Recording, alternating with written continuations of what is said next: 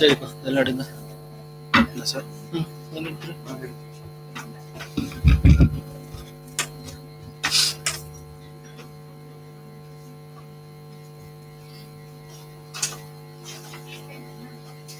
Okay, we'll start in 1 minute time. Officially we'll sit 1 minute tight, then we'll start.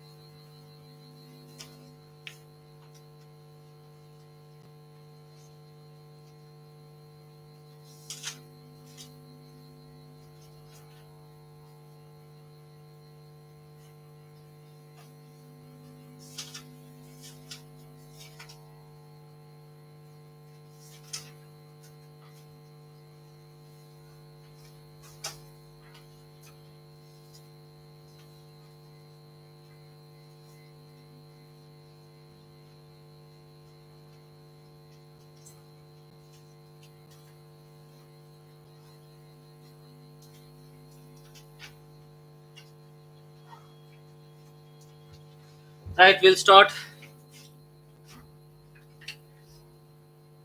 So this is the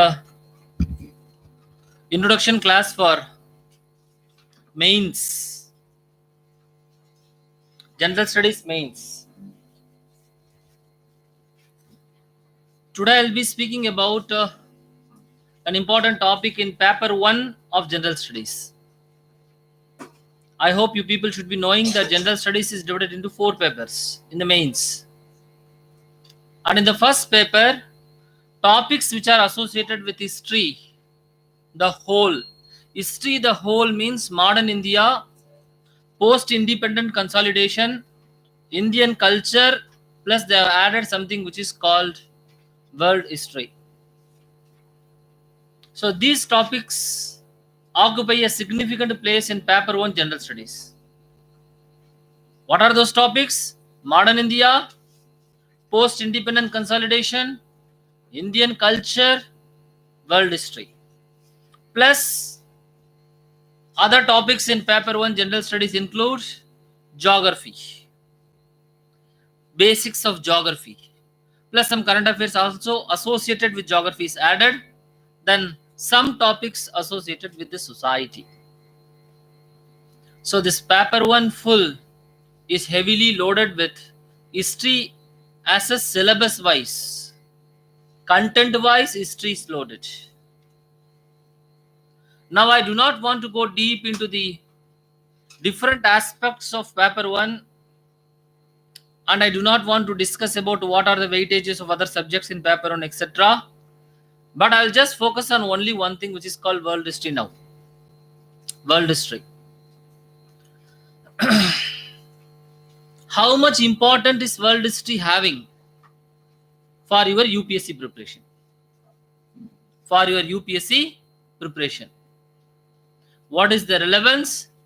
How much importance is this world history as a topic is having for your UPSC preparation? If you analyze the world history after being it is introduced in 2013 in the general studies mains, from then on if you analyze, there are years where 4 questions out of 25, 5 questions out of 25 have appeared in world history from the topics of world history. There are years in which no question had also appeared. You understand? So this is not unique to world history. This is a phenomena of UPSC. We have seen in the preliminary examination, in ancient India, sometimes no questions would be asked. Then the next subsequent year, 5-6 questions would be asked only from ancient India. And medieval India, sometimes again no questions may be asked. Again in the next year, if you see, around majority 5-6 questions may be asked. So this is how the UPSC is setting the question papers. So from our side, what is that we are supposed to do? We are supposed to think that since it is given in the syllabus, they may ask, they may not ask this year, but next year when they are asking, you should not be blank. You understand this? Because as we all know, for each and every individual, the fate is playing against you. Yeah? You did not prepare a question, the same question came in the mains. Have you ever seen this? Or is it only to me when I was writing the mains? You eliminated safely one topic, saying that this I am not going to study. But you'll be surprised to find the same topic coming in the same year. Every year you read it. In the previous mains, for example, 4 mains, subsequently you read it. That year we said this what this topic is, sir. So you left the topic, then the first question in that mains which you are writing is that question. This happens to me normally in my optionals. Some areas, every area is study, but some area more focus has to be given, no? So sometimes what we have not studied, that too would come and appear. So it is not unique to me only. I have asked many students. It is for every one of you. So if you make safe calculations, UPSC is not a safe game. Please you understand. Safe. படிச்சது மட்டுமே நான் எழுதிட்டு pass பண்ணினோம். Sir, please tell me what are those things which are coming. I am going to play a safe game, sir. I will read something and please ensure that I will get only those things in the UPSC. Is it possible? It is not at all possible. So, an intelligent student has to focus his preparation on the generals of the syllabus, specifics based on the previous year pattern. This is the intelligent student. Who is an intelligent student? He bases his preparation on the generalities of the syllabus. Generally, what the syllabus is given, he knows. He has got a fair idea about what is being asked. And based on the previous year analysis, he has got a specific study. So in UPSC, you can't give anything to chance or choice. It's highly surprising that the UPSC expects you to know everything, which is not possible, of course. That is why you don't score 100% mark in UPSC. Do you? The topmost marks never increase 60% and more in UPSC. The topper's mark is around 56-57% as an average. Why is it so? Not because their quality is less. It is because the UPSC sets a question paper to the extent where you cannot score more. Of course, our students are veterans. For example, if 25 questions are asked in any one paper, there are some questions which the student did not know. I asked them, you eliminated this 4, you did not write this 4 questions. Sir, we wrote every answer. This is our trend, sir. Whether we know it or not, we'll write. So when the student says, sir, I have written for all the 25 questions, that means 100% attempt. That means roughly 70-80% marks we have to get. That doesn't happen because in some areas where you have attempted the questions, UPSC will not show any mercy. They will give you 0 mark. தயவதாச்சினியே பார்க்க மாட்டேங்கிறானே. Student calculate பண்றான். Sir, this 25 questions in paper 1. These questions, sir, 10 questions have done well. So I am calculating, let us say, sir, 70% of mark. So 10 questions, 70 marks, it has come from there. The next 10 average marks, sir, if you put 5 marks. Okay, so 50 marks has come in the next 10 questions. The last 5 questions, I just managed. I did not know, I did not understand what he was asking. But simply, I wrote 1 page. Sir, can't you give 2 marks, sir?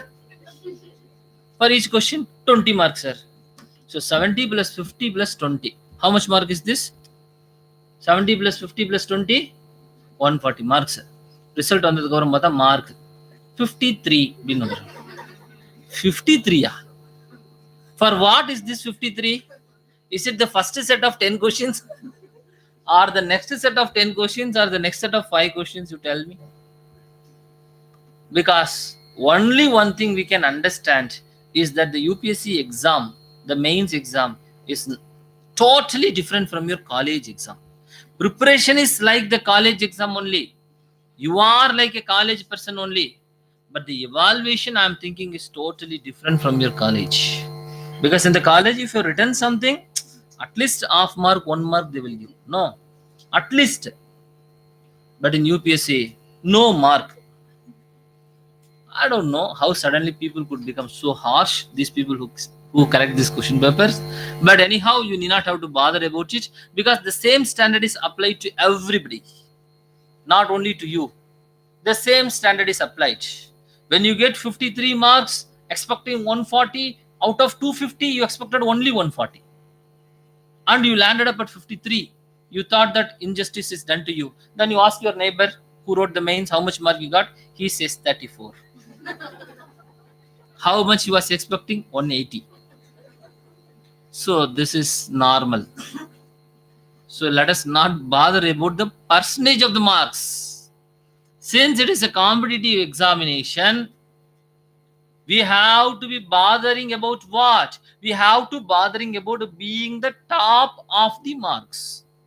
Whether the first mark is 52% means you have to be present from the 50 to 52 bandwidth. You got this point? So one thing which is very safe as far as UPSC is concerned is prepare the syllabus generalistically, and specifically also you prepare some topics. You prepared all, but still more focus on some topics.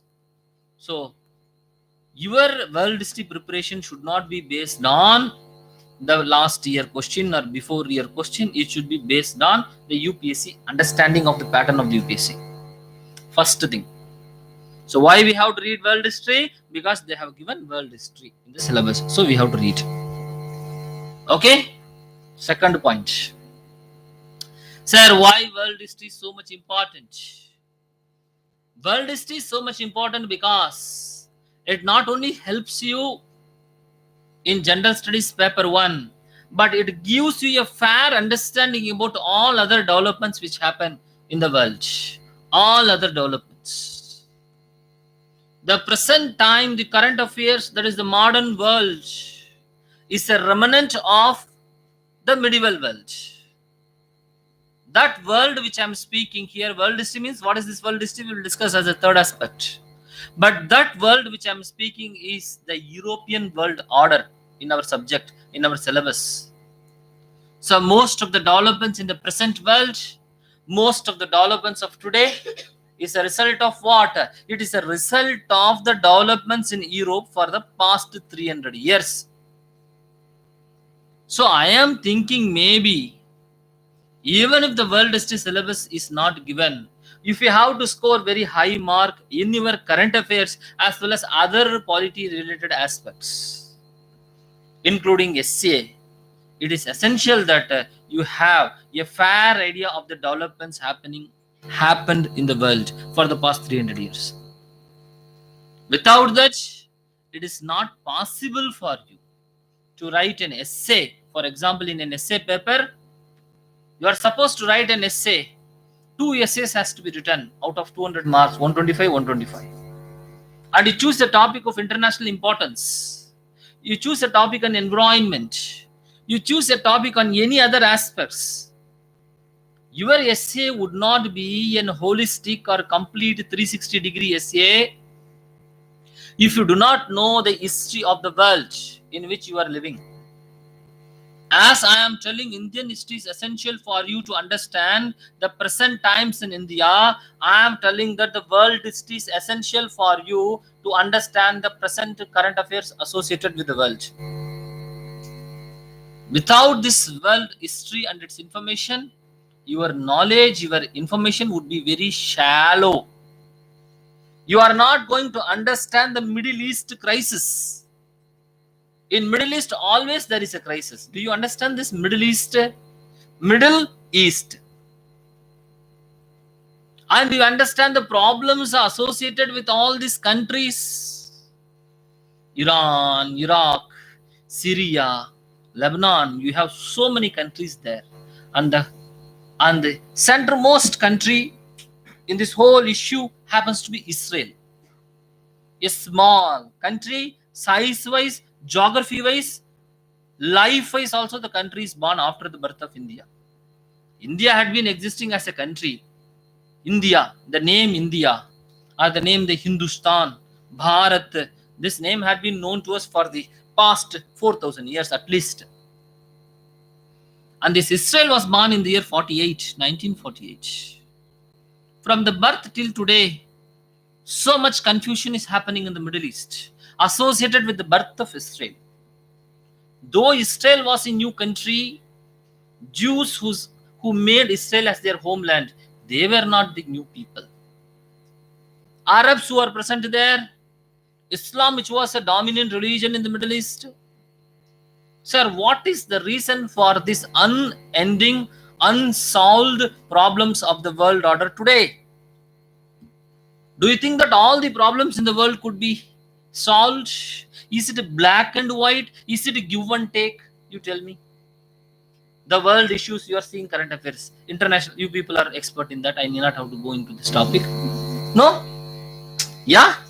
You know about so many organizations, you know about so many things. But if the problems in the world could be solved by simple give and take, why has the problem not been solved so far? We have entered into the 21st century. 20 years have passed after entering into this 21st century. And we have crossed after the Second World War, when the world came to its senses. Because up to the Second World War, the world was in a madness, I was told. Now, after 1950s at least, the world was relatively peaceful. And afterwards, another 20 years have gone. So 50 plus 20, 70 years had passed after 1950s. Now, why the problems which are existing in 1950s still are persistently existing now? Is it solved? It is not solved. Why? It is not solved. Any problem you take, for example, this Palestine, Israel. Take, for example, the problem of Kashmir. Yeah? Just today morning, I was seeing this Hindu newspaper. There, the person said, all issues could be solved between India and Pakistan. We have no issues. Everything could be brought and solved. Only one issue is pending, which is Kashmir. Okay? What is pending in Kashmir? He's telling Kashmir issue is pending. What is the stand of India? Stand of India's Kashmir issue is already solved. It's not pending. It's solved. One person says the issue is open. Another person says, no, it is solved. Sir, then how is it possible that on a same issue, two people having different opinions? This is international politics. Nothing is black and white. Everything is gray. Yes, no answer கிடையாது world politicsல. இருக்கலாம், இருக்கும், இருந்திருக்கலாம். இப்படிதான் answer இருக்கும். Sir, how can we understand this dynamics of this? Maybe, may not be, possibly. Okay? It is understood. It would be understood only if you understand world order. At least in the last 300 years after the so-called Renaissance and Reformation period. At least. You need not have to study about the medieval Europe. You need not have to study about the Greece and all. Of course, if you want, you can study. But at least we have to know something about the past 300 years in Europe. So that will help us to have a fair understanding about the current affairs of today. So you are supposed to know world history just to have a deeper understanding of the issues which are propping up today. Any issue if you see, whether in India, we take up the issue of communalism in India. This has got a deep-rooted historicity, tracing back to 200 years, 250 years back. You understand? So your information about current affairs would be only full. Only you will have a clarity. Sir, clarity means, can I be able to give a solution, sir? After studying world history, can you give solutions, sir? No. But after studying world history, you know that you cannot give solutions. But before studying, you want to give solutions. After studying, you know the solutions are not as easy as we think. Sir, enna sir vityasam? World history you did not study. Now you give solutions and you try to give solutions which are often confused. That never solve any problems. But after studying the world history, now you give solutions. Again, the solution is not coming, but at least the solutions are reasonable. To some extent, you understand that these are the limitations. So after studying world history, you cannot be giving solutions, but you will understand the nature and the fundamentality of the problems which are existing in the world. The nature and the fundamentality of the problems has to be understood. Otherwise, if you don't understand this, then you are not going to be a universal citizen. You are not going to be a global citizen. And the most important of all, you are not going to be a bureaucrat. Yes or no? You all want to sit in a place where you have a grasp of things. You are supposed to have a grasp of things. You want to sit in a place? No. You want to be a district collector. Somebody want to be a foreign service, Indian foreign service. You people, most of the people wrongly think. I asked some person, why you are taking interest in world history? Okay. And he gave me a funny answer. He said, sir, because I'm preparing, I'm opting for IFS. Indian foreign service or world history படிக்கிறார்.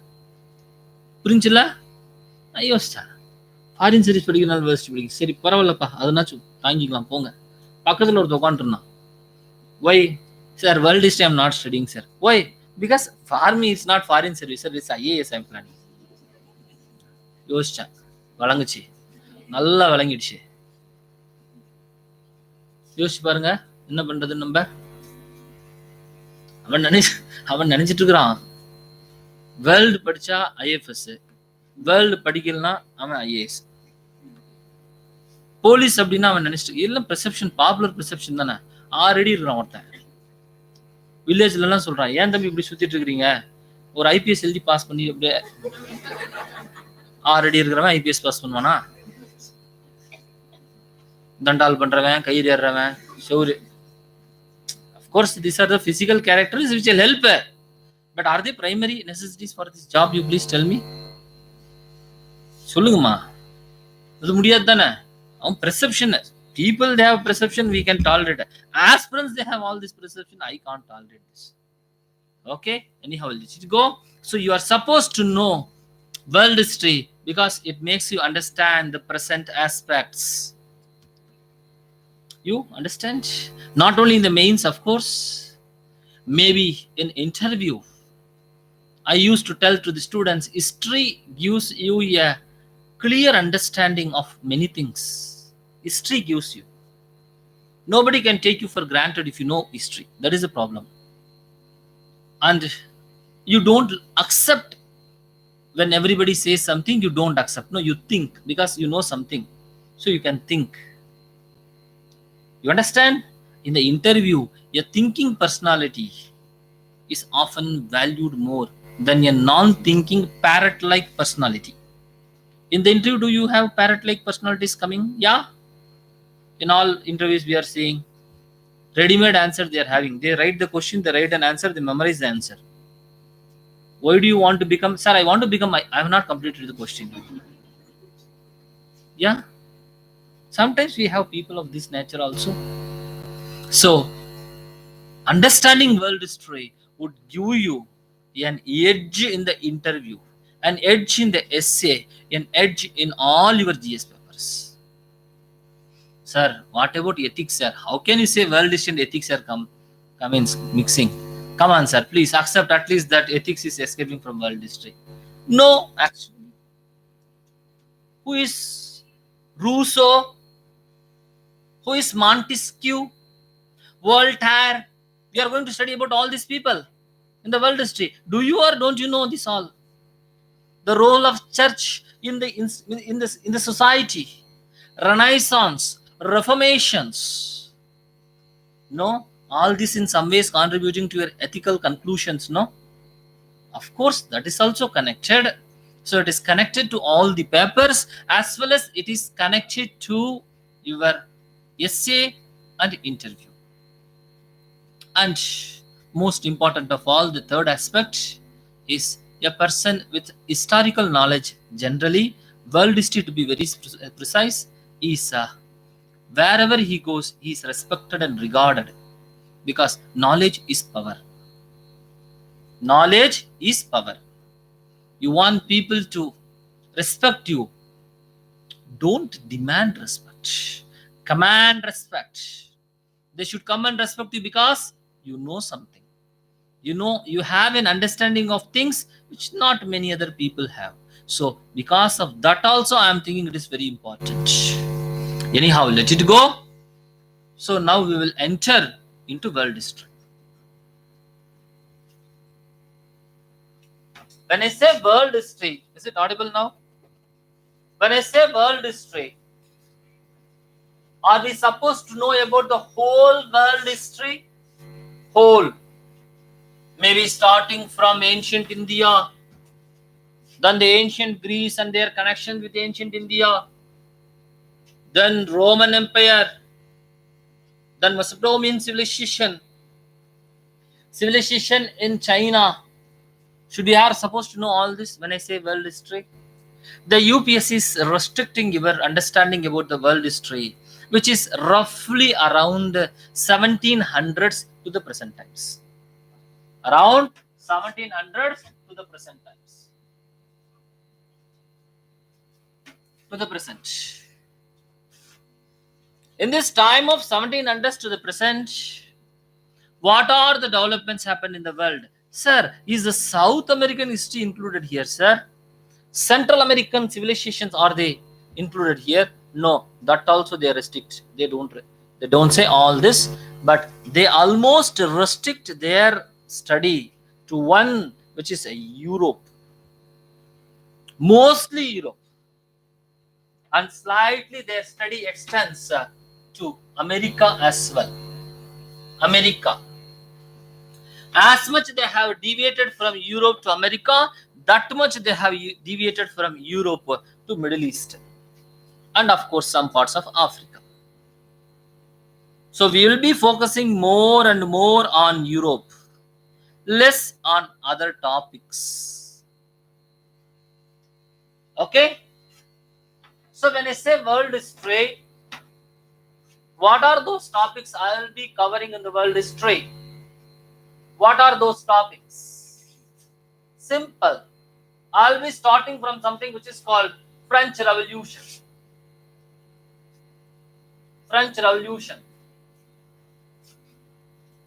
When I am saying something and writing something, you have to see both together. Otherwise, my writing becomes French. You people understand this? Okay? I try to write best, but that is my best.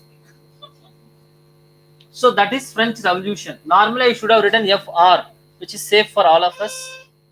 But some people may think FR means false report or what? No, it is French Revolution. I'll be starting from French Revolution. I will discuss all about the revolution. From then on, I will migrate. I will bring Napoleon as a savior of this revolution. You have a person who is called Napoleon. I'll speak about this Napoleon, his arrival, then his rule, his departure. All these things will be spoken. Then I'm going to speak about an important development which happened after the defeat of Napoleon, which is in 1815, which is called Treaty of Vienna. Treaty of Vienna. And after this Treaty of Vienna, I'll be speaking about aspects associated with the unification of Italy, unification of Germany, unification of Italy, unification of Germany, which has been dealt in a topic which is called Rise of Nationalism. Rise of Nationalism. Unification of Italy, unification of Germany, which has been dealt in the rise of nationalism. And of course, then afterwards I will be speaking something which is called Bismarck and his policies. How the policies of Bismarck were responsible and all other factors. Bismarck. Nothing to worry. I'm just going. I'll come back again from there. Bismarck. Some name. Okay. A person's name. Bismarck. And the Bismarck, of course, Napoleon, you all know. I forgot. I did not stop. I hope everybody is aware of Napoleon, no? You people are aware of Napoleon or what?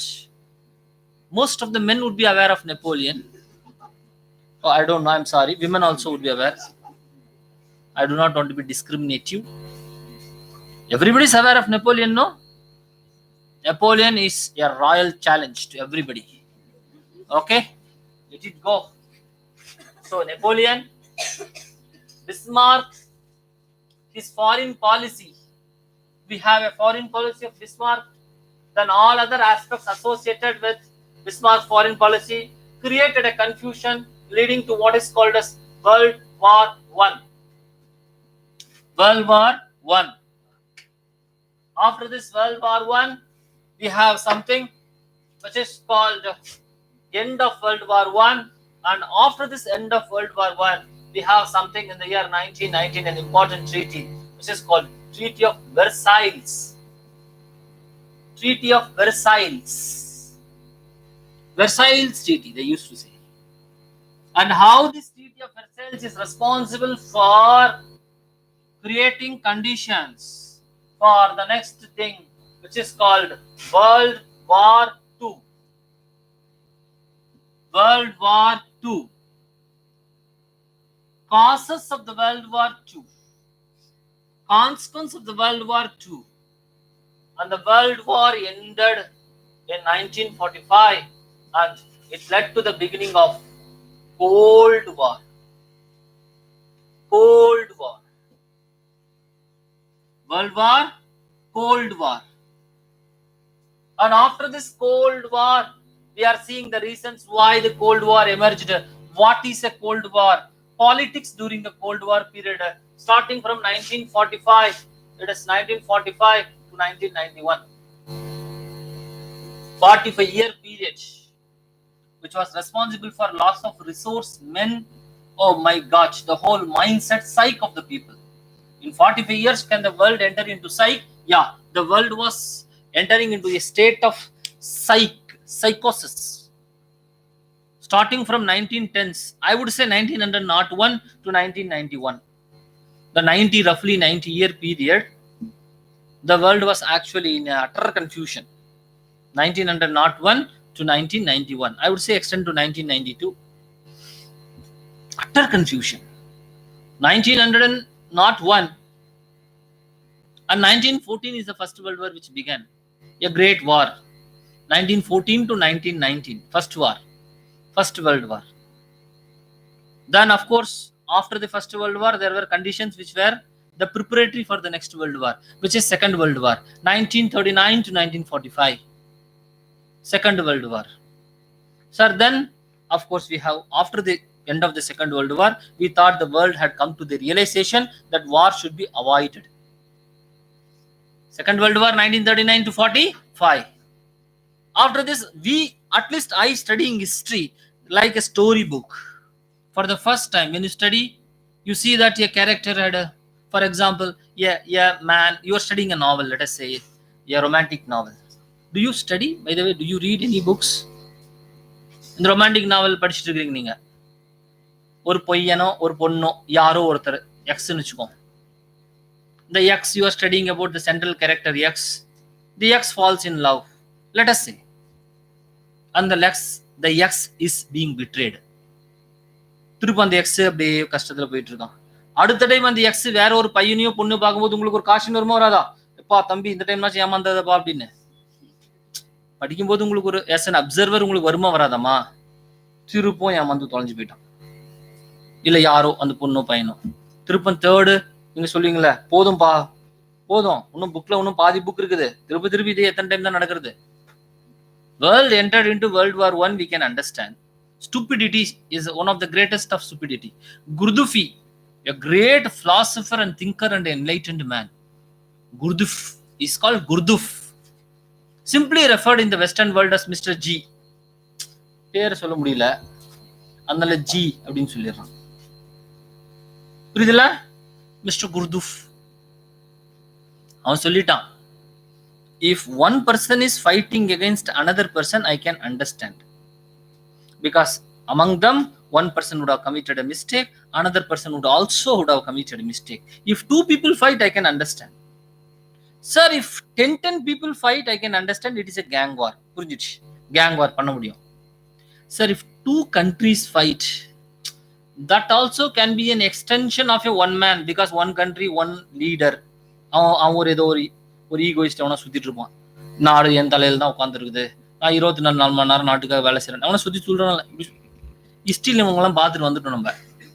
உங்களுக்கு தான் இந்த dialogues எல்லாம் புதுசா இருக்கு, இன்னைக்கு கேட்குற dialogues எல்லாம். புரிஞ்சுல? பிரான்ஸே என் தலையில தான் தூக்கி சுமக்கிறேன் அப்படின்னு சொன்னோன்னே காணாம போயிட்டான் ஹிஸ்டரியில.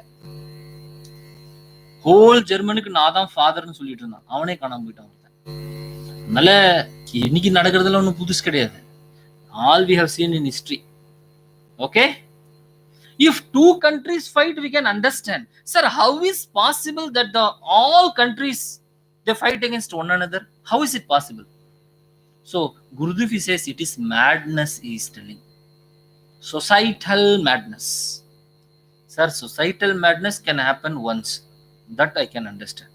எல்லாருக்கும் பைத்தியம் ஒரு டைம் பிடிச்சிருச்சு, பிடிக்காது பிடிச்சிருச்சு ஒரு டைம், அப்புறம் கொஞ்சம் எல்லாம் வழங்கணுமா வழங்கக்கூடாதா, வழங்கல, செகண்ட் இன்னொரு டைம் எல்லாருக்கும் பைத்தியம் பிடிக்குது. செகண்ட் வேர்ல்டு வார் இருந்துச்சாலியாமா? Then they fight continuously for 6 years.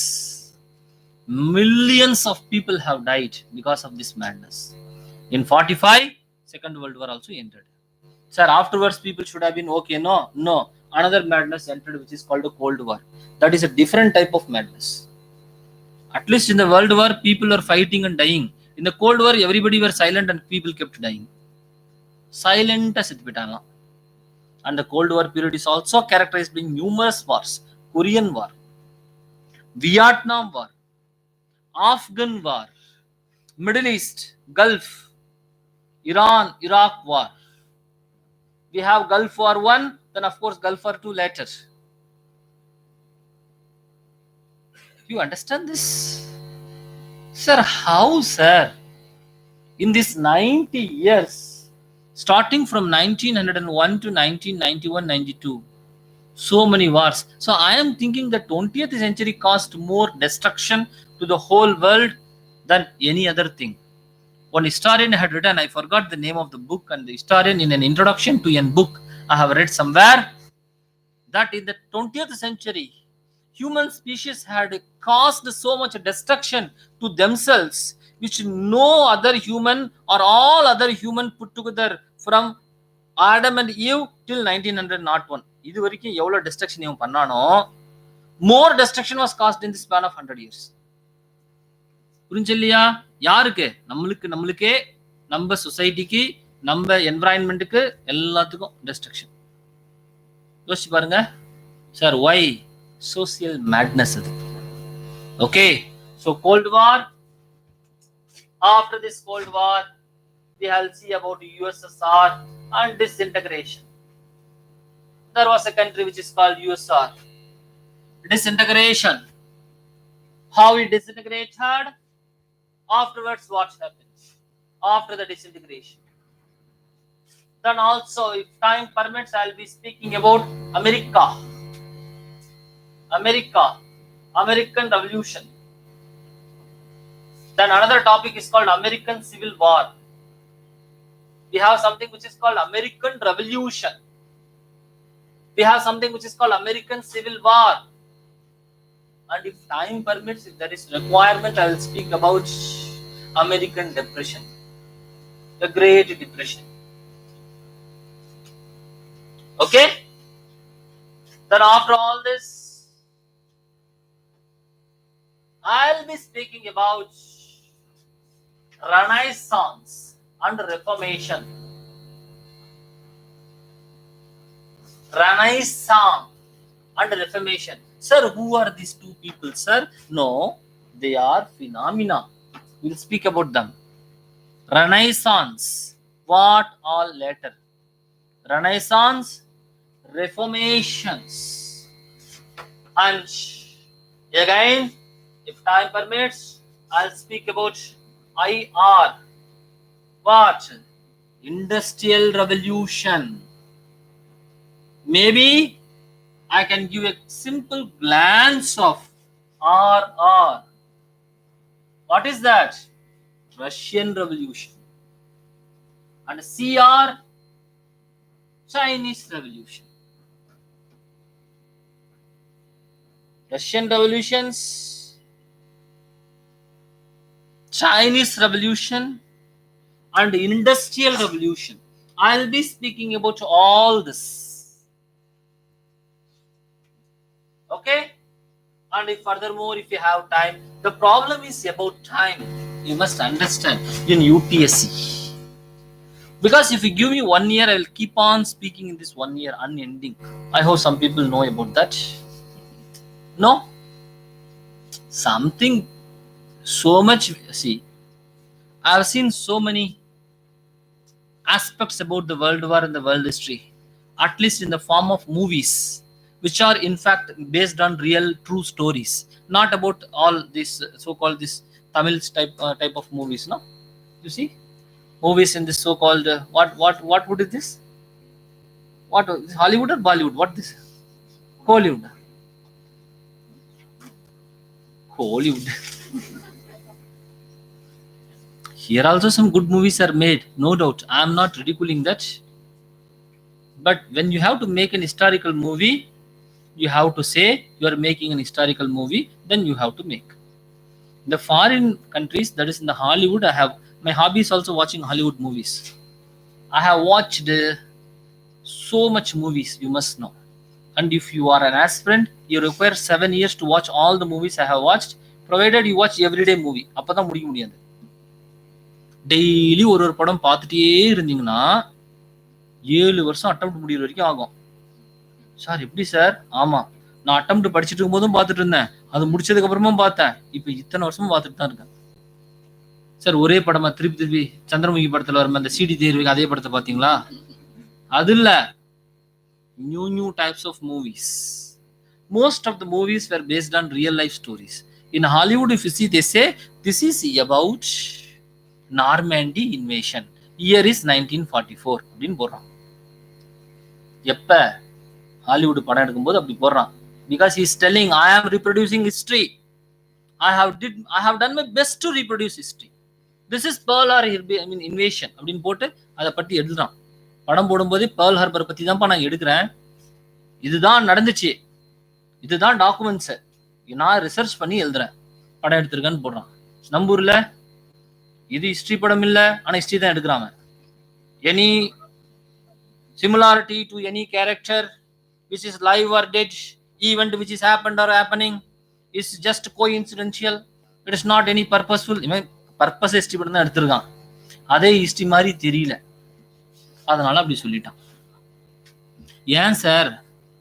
இவன் அந்த அளவுக்கு யோசிக்கிறான், வேற ஒன்றும் இல்லை. ஹாலிவுட்டுக்கு ரூம் போட்டு யோசிக்கிறான் அவன், அங்க இவன் ரூம் போடணும்னு யோசிச்சுட்டு படம் எடுத்துறான், வேற ஒன்றும் இல்லை. There, if you have to make an historical movie, to do research. Okay? If they have to make a movie about the Second World War, they go. எதனாச்சும் ஒரு பிளேஸை பத்தி ஏதோ ஒரு படம் எடுக்கணும், ஹிட்லரை பத்தி படம் எடுக்கணும்னு வச்சுக்கோமே, போய் ஹிட்லரை பத்தி படிப்பான். அந்த படம் எடுத்த டைரக்டர் இருக்கான்ல, ஃபர்ஸ்ட் அவன் படிப்பான் ஹிட்லரை பத்தி. ஒரு டீம் போட்டு Hitler how where he lived, what he hate, what are his routines, how things happened in the movie, what are the scenes we are bringing where Hitler is bringing, how he has to behave, what is his cosmetic, what language he spoke, what is the manner of his walking, how did he look, இப்படி எல்லாம் பார்ப்பான். நம்ம ஊர்ல அப்படியே கிடையாது, சுத்தமா கிடையாது. அதுக்கு இதுக்கு ஒண்ணுமே சம்பந்தம் கிடையாது. அலாவுதீன் கில்ஜி பாடி பில்டர் போட்டான் ஒருத்தன், அலாவுதீன் கில்ஜி பாடி பில்டர் மேல நடக்கிறான், முடியெல்லாம் தொங்கிட்டு இருக்கான். என்ன இது? Is history your imagination? Is history your imagination? You tell me. The biggest problem is our illusions and imaginations we try to corroborate with history. History is a semi-science. Please, you understand. It is not any story. It is based on evidences and sources. You cannot be giving false images and your own perception to writing of history. If you do this, you will be failing to reproduce history. I often quote one movie which I saw, but I don't want to tell the movie's name here by anyhow. எவனாச்சும் இந்த நம்ம படத்தை பேரை சொல்லி, but அது ஒன்றும் பிரச்சனை இல்லை, சொல்றதுலயும் பிரச்சனை இல்லை, உண்மையை தானே பேசுறோம். நம்ம சோழா டைனாசிட்டி பத்தி ஒரு படம் எடுத்துட்டாமா ரொம்ப நாளைக்கு முன்னாடி, நான் பேரை சொல்லக்கூடாது, புரியுது இல்ல? காதுல எனக்கு ரத்தம் தான் வரல அந்த படத்துல போய் உட்காந்துட்டு. தமிழ்ல போய் படம் உட்காந்துட்டு என்னால எந்திரிச்சும் வர முடியல. They close the door. And according to another problem is some history students also accompanied in the movie. They are asking, sir, which ruler is this they're showing? I said, சும்மா இருப்ப கொஞ்ச நேரம் தாங்க முடியல. Imagine this. In the name of history, what mockery we have done. It is essential that you must make documentaries. Nobody can know everything perfectly. Can somebody? Only God knows everything perfectly. But when I say something about Gandhi, let us say I'm taking a movie about Gandhi, first I have to do all the basic research. Then when I tell the story, when I speak about the story, or when I begin my storytelling, I should tell, I have read all this, based on this, I'm going to write a story. அப்படி சொல்லணும். இல்ல காந்தியை பத்தி சொல்லிட்டு இது காந்தியா இல்லையான்னு எனக்கு தெரியல, இது கோயின்சிடென்டல் தான் அப்படின்னா அது நம்ம ஏத்துக்க முடியாது. And to say that you need a conviction, you need a guts, you need an academic intelligence. Otherwise, you cannot be taking movie of this nature. I'm not telling Hollywood movies are great because they are foreign. No, they are great because the content, their intelligence, so much teamwork is involved there. Here also there are some movies which are good, but historical movies, yeah, no, you cannot compare. So I am telling, I can go on speaking about world history, but there is a time limit, no, about the number of classes we have to conduct and the course duration we have to complete. So I will try to give the best based on the time period which we have for each and every class, and within the pretext what I can teach, I will tell you. And my intention here is to make you understand only one thing very simply, that world history is not tough. It is very easy, and it is very easy. That's what I'm telling. Maybe names slightly here and there, one or two names you may find it difficult to memorize, but otherwise revolutions are revolutions. Whether it is a Chinese revolution, industrial revolution, Russian revolution, French revolution, revolution is revolution. No, they are not four different topics, by the way. Same thing happened in four places. Yeah, mini meals, hardships mini meals, Akshaya mini meals, Param எல்லாம் ஒண்ணுதானம்மா. Mini meals தானேங்கிற நான். இடம் தான் வேற, slide variation. அவன் தட்டில் கொடுப்பான், இவன் இலையில கொடுப்பான். அவன் 50 ரூபா இருக்கும், இவன் 60 ரூபா இருக்கும். But concept is same only. No, yeah, you understand this first at least. So history is one subject which looks so vast, but it is not so. Everywhere you are going to study about rulers, they are all human beings, no? Every ruler has got some characteristics. If you take 50 rulers in any Indian history, any 50 rulers, if you analyze them, 80% of what they did is same. 80%. Everybody would have waged a war, everybody would have married many women. Normally irukku thanu. But what differs, 80% you have to take some information. The rest of the 20% which is unique, that you only you have to know, and you have to write an answer based on that. புரிஞ்சில்லையா? 2 பேர் கேட்கறான், அசோகர் மரம் நட்டார், அதானே sir ஹிஸ்டரிங்கிறான். ஆமா நட்டாரு. அசோகர் மட்டும் நடலையே, எல்லாருமே தானே மரம் நட்டான். என் தாத்தாவும் கூட தான் மரம் நட்டான். So whether these points are important, Ashoka propagated the policy of Dhamma, that is important. He preached Dhamma. அவர் மரத்தை நட்டாரு, சாப்பாடு செஞ்சு போடுறாரு, எல்லா ரூலரும் சாப்பாடு செஞ்சு போடுறான். இப்ப எதுவும் நான் சொல்லக்கூடாது, இப்ப இருக்கிறவனே எல்லாருமே சாப்பாடு செஞ்சு தானே போட்டுட்டு இருக்கான். Yes or no? Long time back, I think during the Pongal holidays and all, 1 or 2 years back, they used to give this rice, some veti, sata. Pongal bonza. You got it or not? I never got, but anyhow, sukku, malagi, yalaka, இதெல்லாம் கொடுத்து பொங்கலுக்கு எல்லாம். I believe this time maybe they make a pongal out of all this and they supply in the PDS shops. அதெல்லாம் கொடுத்துருவான்னு நினைக்கிறேன். பிரேக்ஃபாஸ்ட்க்கு தட்டை மட்டும் எடுத்துட்டு போனா போதும், காலையில எல்லாம் போட்டு விட்டுருவான். சாப்பிட்றது மட்டும் தான் வேலையா இருக்கும். அதுவும் தொடச்சி விடுறதுக்கு ஒரு ஆள் வச்சிருவான்னு நினைக்கிறேன். தொடச்சி கை கழுவி விட்டு குழந்தைங்களாம் மூஞ்சி தொட விடுவாங்களே, நல்லதுதான். It's all nice. Okay, anyhow, let it go. So the world history is an understanding about all this. You got this point? Yeah. So since I have written the French Revolution as the first topic, our first topic is French Revolution.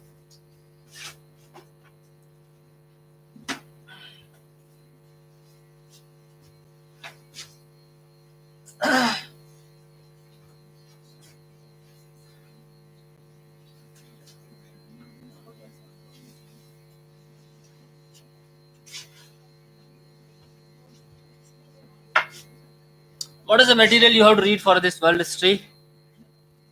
You can read any material. It's up to your choice. There are some old NCERT books where the world history is discussed.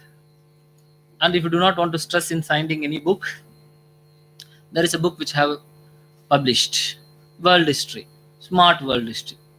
In our institute, the book is available based on the UPSC's requirement. I have arranged the topics, given relevant content. You can buy that and read it. புரியுதுல? Simple. ரெண்டு பேரும் சொல்றான் sir அந்த புக்கை கூட எத்தனை page sir இருக்குது? 260 page. ரொம்ப குறுக்கி ஒரு 60 பேஜில் கொடுக்க முடியுமான்னு கேட்குறான். கொடுப்போம், பின்னாடி தனியாக கொடுப்போம். புரிஞ்சுல? Anyhow, let it go. So our first topic is going to be French Revolution. So always I begin with something which is called revolution. What is the meaning of revolution? What is this French Revolution? What is this French Revolution? By the way, what is revolution? Yeah, you tell me what is revolution. See, revolution is a sudden drastic change. It is a sudden drastic change is revolution.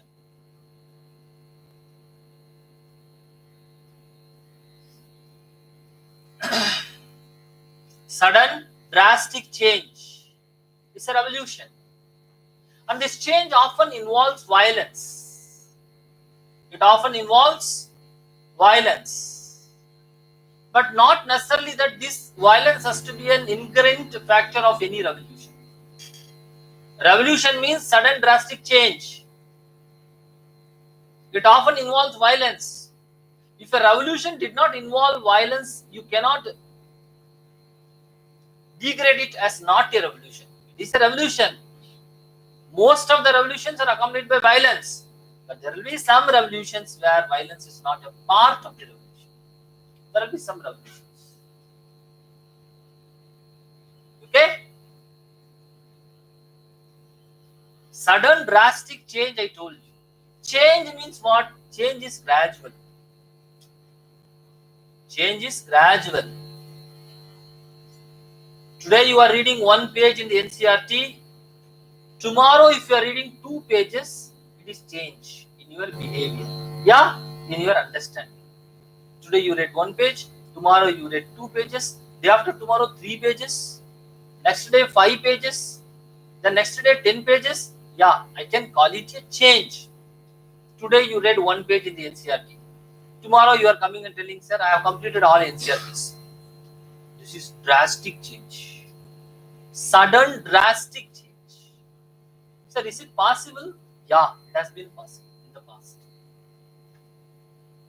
When I say revolution in France, I am meaning a total revolution in France.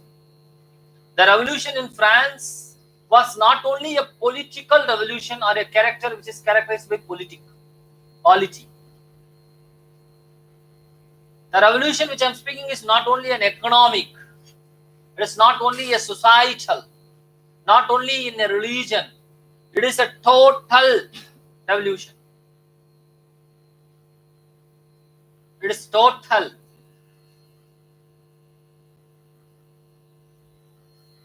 So, before I go deep into this revolution, let us understand when I say France. France is a country in Europe. I hope you all know this. France is a country. The south of France, we have a country which is called Spain. I hope you all know. I hope. Then we have a country which is called Portugal. Here. And of course, this is the whole of Spain. Then we have another country which is called Italy. Okay. Then in the border of France, and of course we have another country in the center which is called Switzerland, bordering all these countries. Then of course we have another country which is bordering Switzerland and all. This is called Austria. I am not speaking about the today's map. I am speaking about the map of 300 years old map. Okay, this is the whole France. This is Austria. This is Italy, Spain. a small country called Switzerland, and of course we have something here which is called Prussia. Prussia. Then the east of this Prussia we have a long land which is called Russia. Russia. And France was ruled by a dynasty which is called Bourbon dynasty. Bourbon dynasty. Bourbon. பேர் நல்லா இருக்கு இல்ல? Coconut பண்ணா எனக்கு தெரியும். Bourbon. Bourbon biscuit இருக்கா? Is it? Oh my god, I never knew it. இவன் தான் தயாரிக்கிறானோ? Bourbon dynasty. And here Russia is ruled with Tsar, C-Z-A-R or T-S-A-R, Tsars. Tsars. Austria is ruled by Habsburg. Habsburg. And Prussia was under the rulership of somebody rulers was called Hohenzollern. Hohenzollern. Hohenzollern.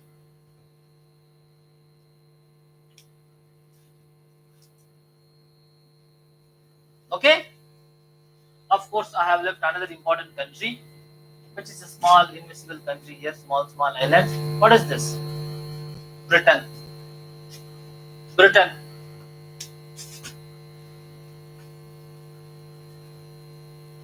Italy by this time is not a separate country. It is divided into many small states. Okay? Austria is one country. Prussia is another country. But of course, we have all Germany. This is called German land. Not only Prussia is one country. We have all German land. German. Divided into more than 300 states or so it was existing. But of course, France was one country. If you have France, one country. Okay. So when I say France, I'm speaking about this France. Okay. You understand this?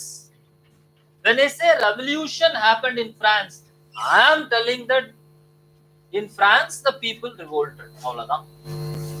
The people revolted. Which year did they revolt? They revolted in 1789. The French Revolution happened in 1789.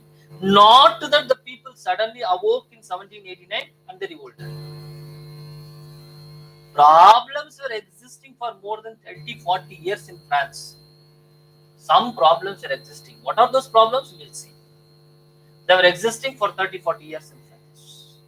All these problems culminated in 1789. Sir, why people revolted, sir? Why was there a revolution in France? For that, we have to understand about the France first. During this time, France was ruled by a ruler who is called Louis. Louis. And Louis XVI was the ruler during this time. Louis XVI. Louis. L-O-U-I-S. Louis. L-O-U-S. Louis XVI. 16 அப்படின்னா 16ஆம் Louis அவன். அதுக்கு முன்னாடிலாம் இருக்கான். 14, 13லாம் இருக்கான். ஏன்னா இதே பேர் வைக்கிறானுங்கன்னு எனக்கு கூட அடிக்கடி டவுட்டா இருக்குது. பேருக்கா பஞ்சம்? யோசிச்சு பாருங்க. எத்தனை பேர் இருக்கு இந்த உலகத்துல? பட் ஏதாச்சும் ஒரு பிராண்ட் செட் ஆயிடுச்சுன்னு வச்சுக்கோமே, அதை மாத்த மாட்டேங்கிறான். ரூலிங் டைனாசிட்டில அப்படிதான் இருக்கான். அக்பர் அப்படின்னு ஒரு பிராண்ட் செட் ஆயிடுச்சுன்னா அக்பர் 1, அக்பர் 2 அப்படின்னு பேர் வச்சுக்கலாம். உங்களுக்கு தெரியுமா தெரியாது இதெல்லாம்? ராஜராஜா 1, 2, ராஜேந்திரா ஏதாச்சும் பேர் வச்சுக்கோ மாதிரி தெரியுது எல்லாருமே. லூயி அப்படிங்கிறது ஏதோ பிராண்ட் பில்டிங் பண்ணிட்டாங்க. மார்க்கெட்டிங்லாம் பண்ணி brand building is done about this Louis. அவர் பின்னாடி வரவங்களாம் they took the title லூயின்னு பேர் சொல்லிட்டே இருக்காங்க. Louis XVI ஒருத்தர் தான் இருக்காங்க. Okay? And that ruler, the dynasty which is ruling, which is Bourbon dynasty, it is a monarchy. Monarchy. That means it is a medieval type of government. Medieval, where the ruler makes all his decisions.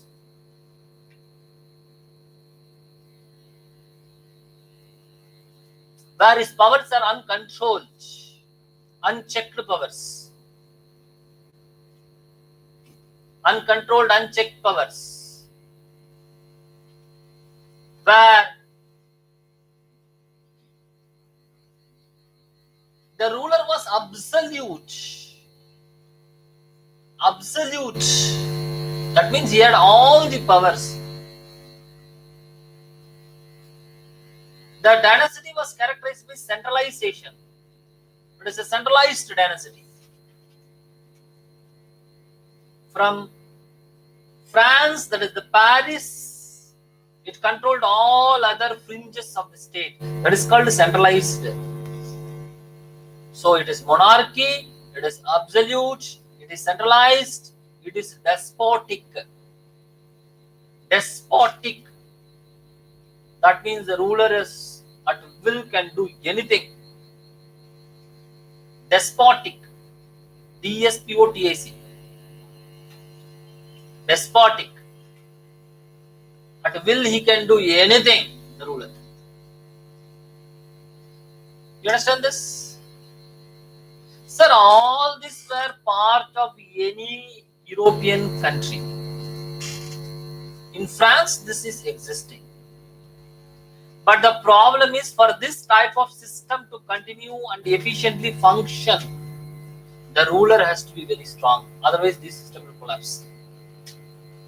Only if a ruler is strong can the monarchy be successful. But here we have Louis XVI, who was not a strong ruler. He was weak, vacillating in character. Weak ruler and vacillating in character. You know the meaning of vacillating? Vacillating means often not knowing which side to lean upon. இங்கேயும் அங்கேயும் oscillatory motion பார்த்திருக்கீங்களா இல்ல நீங்க? Pendulum. அந்த மாதிரி ஆளுன்னு அர்த்தம். At least the pendulum has got two sides to go. Even vacillating எத்தனை சைடு வேணாலும் போவாங்க. புரிஞ்சா இல்லையா? He is vacillating. The important character of any ruler should be firmness. He should be firm. He may be doing right, he may be doing wrong. But he must be firm. புரியுதா? அர்த்தம் firmனு அர்த்தம் புரியுதா இல்லையா? தீர்க்கமாக அப்படின்னு இருக்கணும். தீர்க்கமா இருக்கணும் ruler. இல்ல நேத்து ஒண்ணு சொன்னேன், நாளைக்கு ஒண்ணு சொல்லுவேன், இன்னைக்கு வேற பேசிட்டு இருக்கேன்னா அது தீர்க்கம் கிடையாது. Okay? Here Louis XVI is vacillating, weak, often under the influence of his wife. Often under the influence of his wife, Mary Antoinette. அந்த அம்மா பேரு.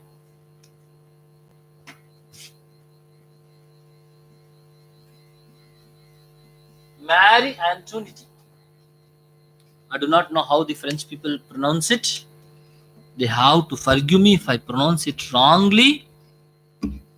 Okay? Mary Antoinette. அந்த அம்மா. ஓ, அது அம்மா இல்ல, பொண்ணு. பொண்ணுதான். புரிஞ்சுல? She was a young girl. Okay? Mary Antoinette. And sir, there were other problems which were compounded with this ruling dynasty. And that problem is arbitrariness. Arbitrariness. Arbitrariness means anybody can do anything of his own choice. Arbitrary. A person can do anything out of his own choice. Arbitrariness. And arbitrariness created a problem. Sir, added to all this, there were other problems for the French monarchy. That problem is that France was unnecessarily involved into warfare with the neighboring countries. Warfare. And this war of France weakened the economic base of France. Economy. What war are we speaking? We are speaking about the 7 Years' War, which is fought between Britain and France. 7 Years' War, 1756 to 63. 7 Years' War. In the modern Indian history, I would have spoken about the 7 Years' War, no? 1756 to 63. Yes or no? Did we speak something which is called Carnatic Wars? Carnatic. அம்மா என்னம்மா எல்லாம் புதுசா பாக்குறீங்க sir? அப்படியா? Modern இந்தியாவா? அப்படின்னா Carnatic Wars. This is what Carnatic War? First, second, or third? Which period is this? 1756. Third Carnatic War. 7 Years' War was fought in Europe between Britain and France. So in this 7 Years' War, France was defeated. France was defeated. Afterwards, we have a war which is fought between Britain and America. It is not USA, but simply America. This is called American Revolution or American War of Independence. American Revolution or American War of Independence. Year 1776. When Britain was fighting with this America or American colonies, I will discuss about this later. France entered into America and helped the Americans to fight against Britain. Why? Yeah, enemy's enemy is your friend. Yes or no? Britain is an enemy. British enemy is American colony. So enemy's enemy becomes your friend. So here the French government helped the Americans to fight against the British. Helped the Americans to fight against the British. It is because of this there was a huge loss to the treasury. Huge loss to the treasury. France was already having a weak economic base. The economic base of France was very weak. Very weak. By this time, the agriculture was declining. Agriculture was declining. Agricultural revolution had not happened in France as like that of Britain. As like that of Britain. Agricultural revolution had not happened as like that of Britain. Neither was there any fundamental development of industries. By this time, already industrial revolution had been started in Britain. But France, the industrial revolution had not even picked up. So the agricultural base was weak. Industrial base was weak. So the economic base was also weak. Economic base was also weak. Compounded with this is the loss of French exchequer, loss of French treasury by this wars, 7 Years' War and American War of Independence. This weakened the economy of France. So economically, France is suffering because of this. It is characterized by a ruler who is not having any decision. He can't take any decisions. The ruler, sir, it is during this time there were some other problems in France. But this Some other problems. One, the problem of the society, French society. The French society was feudal in character. It is characterized by a system which is called feudal system. Feudal system. Do you know the meaning of feudal system? You people? Feudal system. No or no? N more cannot do. Feudal man.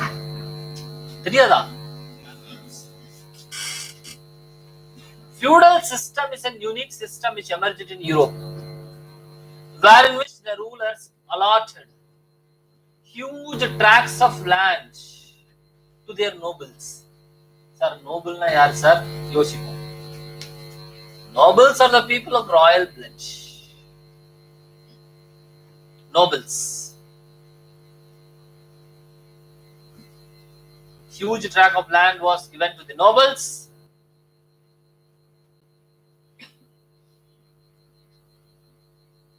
And they were given the administrative rights over the land. Administrative rights. And they were called as feudal lord. Lord, our lord. Feudal lord. The lord is absolute in his powers. You will be surprised to know. But of course, his powers are checked by the powers of the rulers. But if the ruler is weak, the lord is the lord. He controlled a huge tract of territory, maybe thousands of acres. He often lived in castle. Castle. You know castle? Castle. T silent if you say. Castle. Palace. Palace on the mountains is castle. When I visited Europe recently, I saw one castle. I went to this one castle actually. This the mountains from a distance, it looks very beautiful. Europeans have very less things, but they look a bit beautiful. எதுவுமே பெருசா இல்ல, ஆனா இருக்கிறது தொடச்சி வச்சிருக்கான். அதான் அவனுக்கு நம்மளுக்கு இருக்க வித்தியாசம். நம்ம கிட்ட நிறைய விஷயம் இருக்குது, துடைக்காம வச்சிருக்கோம். இங்கெல்லாம் ரோடு பூரா எங்க போனாலும் எல்லாம் ஃபோர்ட்டா கிடக்குது. எந்த ஊருக்கு எப்படி டிராவல் பண்ணாலும் நாச்சூர் ஊர்ல பழைய கோயில் ஒண்ணு கிடக்குது. பழைய கோயில் பாத்துருக்கீங்களா நீங்க? Old temples which are 1000 years old temples, very frequently found in every village.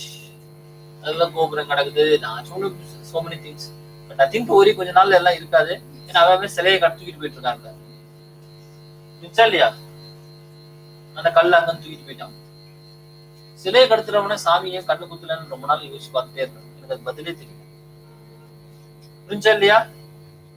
படத்துல தமிழ் படம் எல்லாம் பார்த்து you seen all the movies. So religious movies in Tamil. சாமி படம் பார்த்திருக்கீங்களா? சாமி படத்துக்கு இங்கிலீஷ்ல என்ன சொல்றதுன்னு எனக்கு தெரியல. சாமி movie.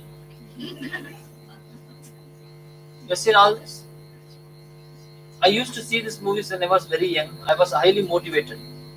For a long time, seeing movies motivate me. Reading books motivate me. Seeing people. It's all nice. I am a self-made man. I saw these movies. A thief would be present. He would loot everybody. Finally, he will decide to loot the jewels on the temple. And the guard is wearing these jewels. The guard is sitting in the night. Door is closed. These three people go inside the temple, and one person he want to just catch hold of these jewels. Sami vala vikram. Tappunu Sami avanga kai pidichu. Pidichu திடீர்னு சாமி கண்ணுல இருந்து அப்படியே light laser வருது. அதுக்கப்புறம் தான் closet தெரிஞ்சது. முன்னாடி எதுவும் நினைச்சிட்டேன், நான் டார்ச் லைட் நினைச்சிட்டேன். டக்குன்னு பட்டோன அவன கையெல்லாம் all this is getting destroyed.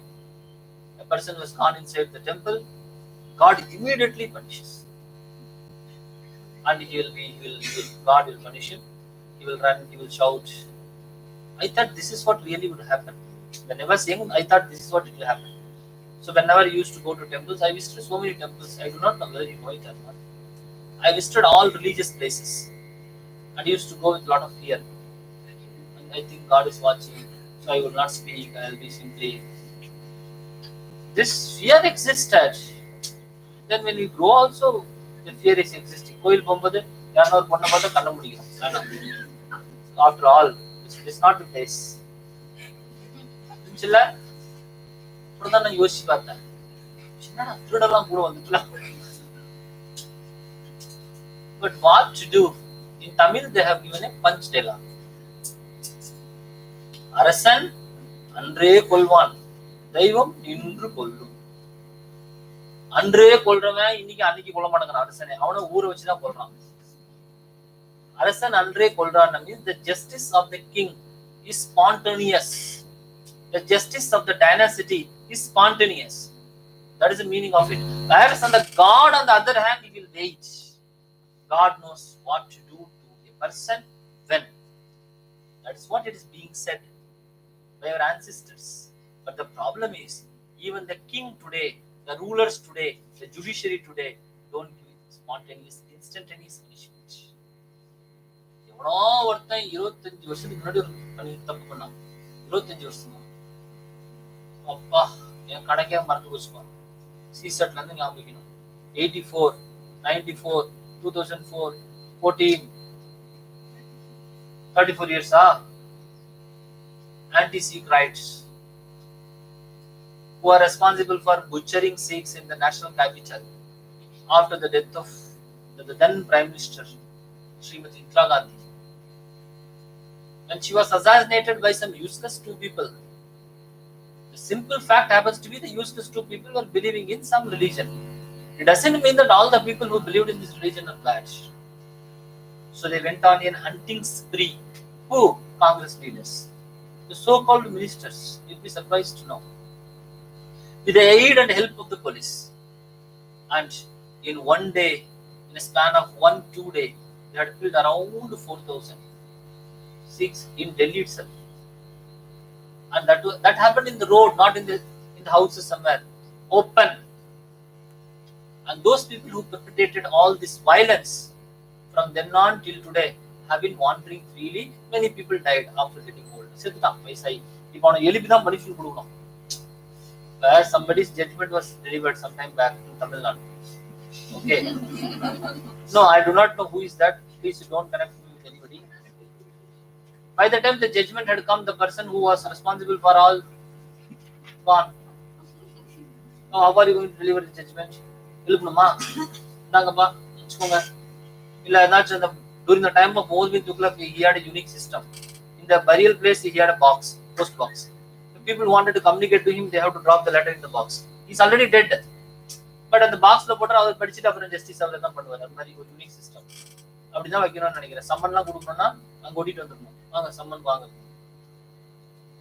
See this funny system.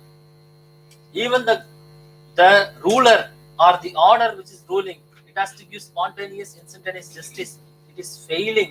Then how God will give justice? You tell me this. Anniki justice kudukra, annike kudukla. How God will give justice? But one thing is very certain. Somebody told me, anybody can err, but the nature can't err. So those culprits who is responsible for all the mistakes, they will be punished. Hitler used to often say. Hitler said, nobody who is misbehaving or who is betraying will be left free. Hitler அடிக்கடி சொல்லிட்டு போறாரு, கூட வரவங்கட்டெல்லாம் தப்பு பண்ணவன என்னைக்குமே விட மாட்டேங்கிறாரு. தேடி வந்து கதையை முடிப்பேங்கிறாரு. தேடி வந்து நிறைய பேர் கதையை முடிச்சிட்டாரு. அவர் கதையை அவரே முடிச்சிட்டாரு கடைசியில். அது வேற விஷயம். புரிஞ்சா இல்லையா? But anyhow, let it go. So here we have a feudal system where the feudal lords enjoyed absolute power, unquestionable power. The system initially worked well because it was a result of a functioning. What functioning is this? The feudal system solved the problems of the peasants. The ruler cannot be directly going and solving the problems of the peasants. So a feudal system, when it came into existence, the feudal lords solved the problems of the peasants. It is a good system initially. Functionality was fine. feudal system.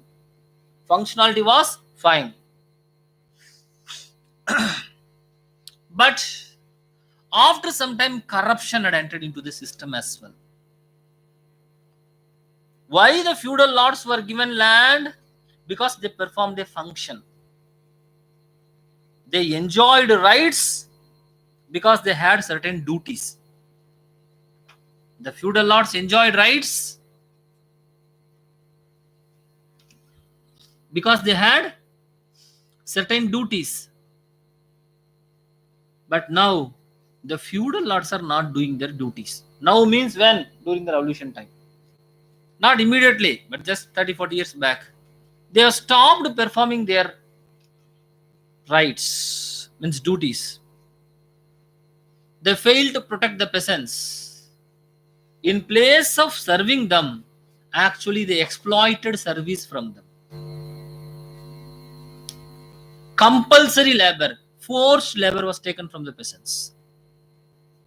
Forced labor, compulsory labor was taken from them. Additional taxes were collected from them. Additional taxes were collected from them. Because of this, the feudal system was not functioning properly. This created a larger unrest. Next, the French society was divided into different estates.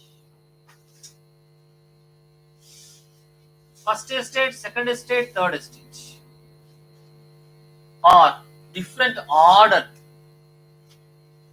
First order, second order, third order.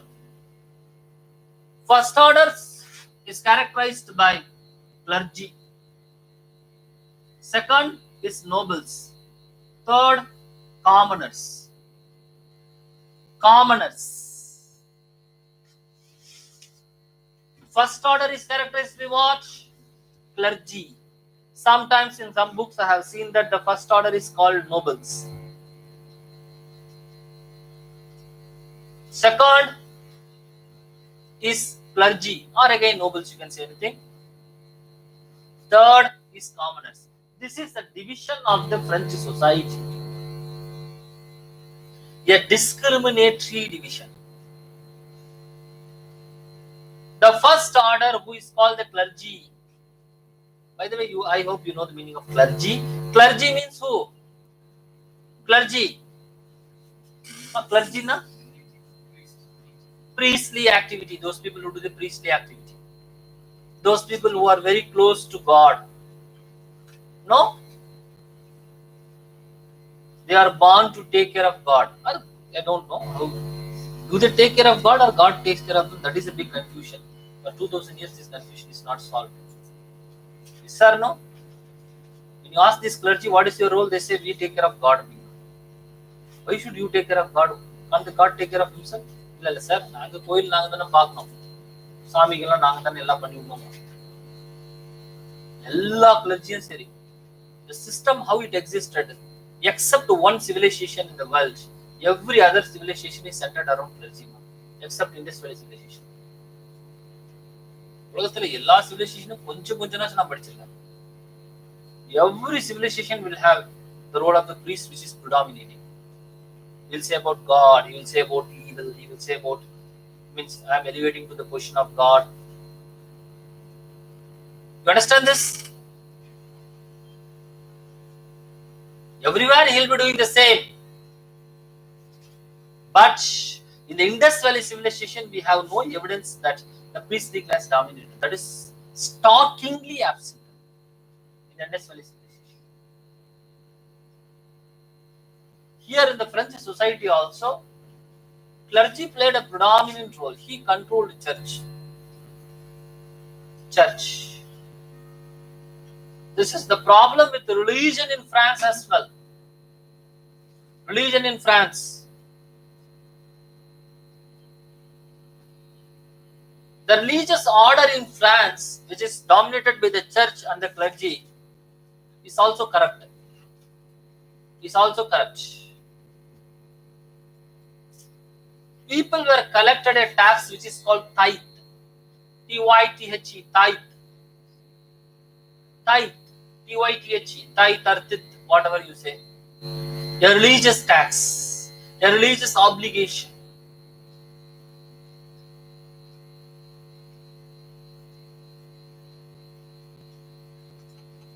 Religious obligation. And the priest during this time, they exploited the commoners. Priest exploited the commoners.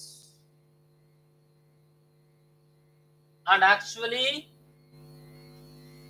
the priest should take care of the poor from the exploitation of the rulers. But here, the rulers, nobles, priests, all joined together to exploit the common. All joined together to exploit the common.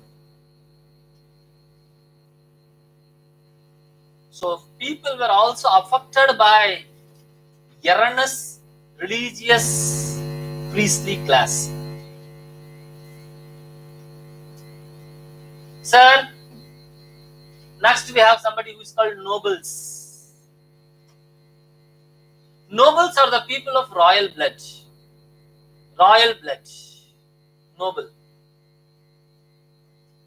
Royal blood. உடம்புல ஓடுது. ஏதோ ஒரு ரத்தம் ஓடுதான் உடம்புல. கெட்ட ரத்தமா நல்ல ரத்தமான்னு தெரியல. ராயல் ரத்தம் ஆனா அது வந்தோம். நானா தெரிஞ்சு போச்சு. எப்படி சார் ராயல் பிளட் தெரியல. Today morning in the newspaper or somewhere I saw that somebody you can even change your gene. The baby is born out of changing your gene. The DNA structure is changed, no? Even the interference can be done with your DNA. You saw the newspaper or somewhere? The newspaper. Yesterday. See, because I think I read it somewhere in the newspaper. It should be today only. That their interference in the gene.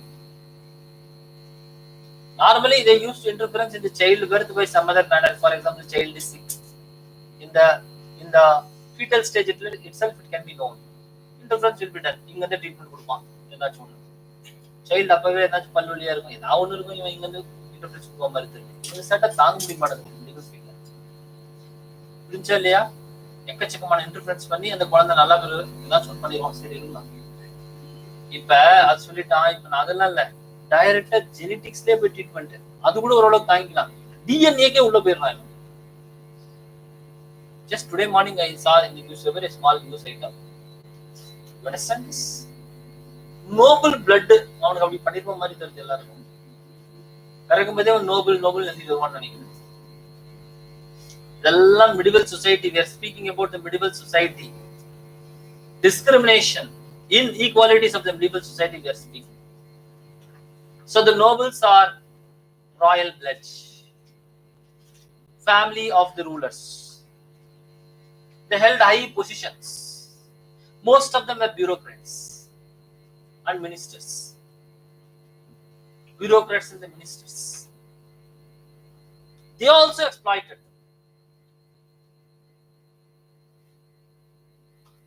Sir, the nobles and the clergy are called as privileged group. Because they were privileged. What else we can say? They were privileged group. And the third, we have commoners. All other people fall into the commoner category. All other people. They fall into commoner category. For example, peasants, artisan, craftsmen, professionals. Those days there were no professionals, but anyhow, any other profession. All people, they all belong to the commoner group, and they were unprivileged. The privileged group enjoyed exemption from taxes. The unprivileged paid for all. Paid for all. The unprivileged paid for all. The privileged enjoyed for the unprivileged. அவன் enjoy பண்ண மாட்டேங்கிறான், இவன் enjoy பண்றான். அவனுக்கு சேர்த்து இவன் tax கட்டணும். Yes or no? You people, what do you say? All your tax money, where is it gone? You people are paying tax or not? Yes or no? I do not know whether you by conscious or unconscious. You are all accountable because when you spend some money, your component of tax is being paid. Hotel போய் சாப்பிடுறீங்களா, அதுல காசு எடுத்துறானா இல்லையாம்மா? ஒரு இட்லிக்கு போடுறான் GST, மாவுல இருந்து அது புளிக்கும் போது ஒரு ப்ராடக்டா கன்வெர்ட் ஆகுது இல்ல சார். புளிச்சதுக்கு அப்புறம் இட்லி மாவு குண்டால நான் ஊத்தும் போது அது வெள்ளையா மாவுல இருந்து கன்வெர்ட் ஆகி அதுவும் பிளேட்ல வந்து அதுல நீங்க சாம்பார் ஊத்தி வாய்க்குள்ள போற வரைக்கும் ஒரு ஜிஎஸ்டி ஆட் பண்றாங்க. இல்லையா? Everybody is subjected to being taxed. You must know. Voluntarily, you will not be paying direct taxes. Income tax will cut, but you will be subjected to some other taxation system. Are we understanding this? And you are supposed to pay, and you are paying taxes. And all this tax money, where is it going? Where? Abroad. Yes or no? If few people take your money and they easily walk away. So they are enjoying for you. You don't worry. If you don't go to foreign country, nothing to worry. Some people are enjoying for you in the abroad. Okay. Here, that's what happens. Commoners suffered. Commoners suffered. And the clergy and the nobles, they enjoyed. And the problem in the society is that the clergy and the nobles were minority in number. They were around just 15% of the population. Commoners, 85% population and more. But access to the resources, clergy and the nobles had resources of 60-70% and more. Commoners had resources which is less than that, around 30%. So majority having minimum resources, minority having maximum resources, but majority with minimum resources are paying maximum taxes. The majority with minimum resources are paying maximum taxes. Taxes. You understand this? Maximum taxes. Sir, this is a problem in the French society. Next, judiciary in France. What is the condition of judiciary in France? Judiciary is also characterized by corruption. You could buy justice by paying money.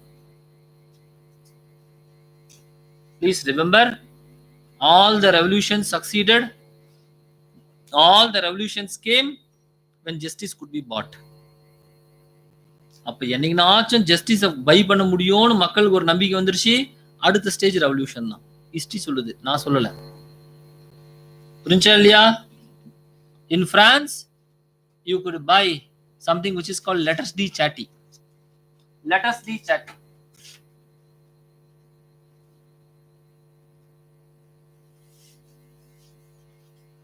Letters de chatti.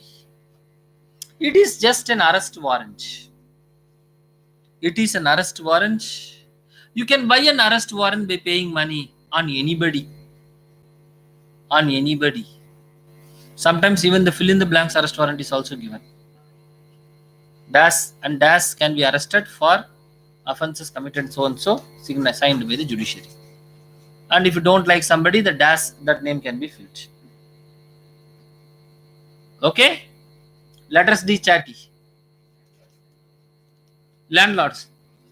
Nobles, all nobles. Feudal lords are all nobles. You understand this? Letters de chatti. And the judiciary is corrupt. Religion is worldly. Rulers, they don't care about the people. Economy is in a rotten state. The French economy reached to such a low in 1789 that the France was without adequate resources to spend. France was without adequate resources to spend. Normally, the state used to borrow. The state used to borrow money. The state used to borrow money. But now there are nobody who are ready to lend money to the France exchequer. The French government borrowed money or sold off its offices. It used to sell its monopoly, the French government. But a time came in 1789 when there is nothing to be sold. Nobody was ready to lend money to the France. So the economic crisis was existing, which was a starking problem. Sir, how to overcome this economic problem? How to overcome this economic problem is very simple. You have to reform the economy. No? So the ruler unwillingly appointed some finance ministers to put the economy back into track. The name of the minister, one person is Turgot. Another person is Nagar. Turgot, Nagar.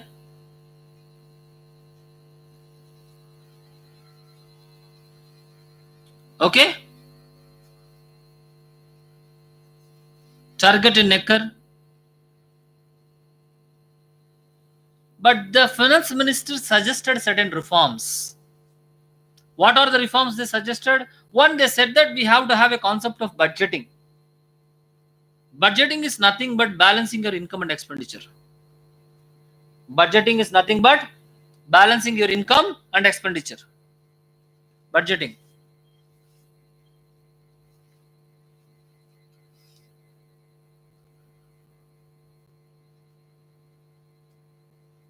By this budgeting, you know how much you are spending more than what is your income. But France had a unique practice. Instead of restricting the expenditure based on the amount of income generated, income generated, French government began to borrow based on the expenditure it done. Yes, sir, you're understanding? France government tried to bridge the expenditure by borrowings rather than restricting the expenditure based on the income. Restricting the expenditure based on the income. So what happened, sir? What happened? A crisis happened. The finance minister suggested that those people who could pay, they should pay. For example, clergy and nobility. But the clergy and nobility refused to pay. They say we will not pay. So even some sincere steps taken by the finance ministers here were undermined by the vacillating character of the rulers. Vacillating character of the rulers. Sir, because of this, what happened? A crisis emerged where there is only one option left to be done to raise new taxes. That option is to convene the Estates General.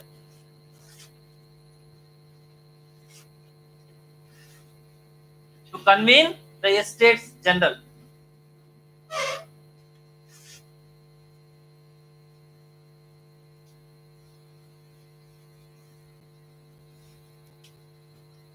What is this Estates General?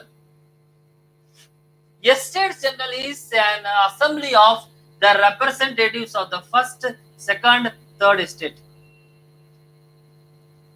It is an assembly of the representatives of the first, second, and third estate.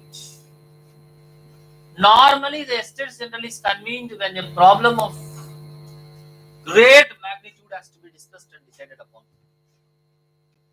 Normally, an Estates General is convened when a problem of great magnitude has to be discussed and decisions made. No ruler for 100 years and more had ever convened an Estates General. in the past. The last estate general which was convened happens to be in 1615, and now the estate general is convened after this in 1789. 1789. That means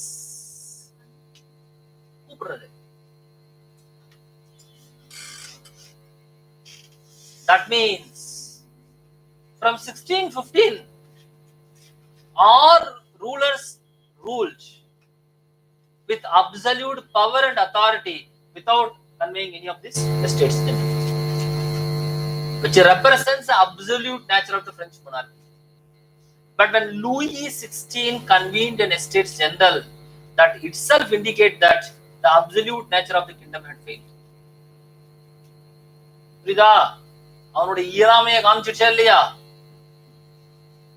The convening of the estates general exhibited or shown his inability, the inability of the rule.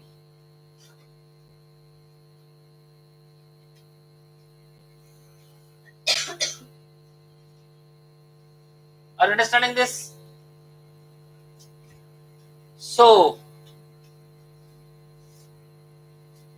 the estate general was convened. Now the representatives were elected. The first estate, which is clergy, second estate, which is nobility, third estate, commoners, they all assembled. The first estate, second estate, third estate. The number of the first and second estate totally put together were around 300 numbers, people. Third estate around 630 number. When these people convened in a place which is called Versailles,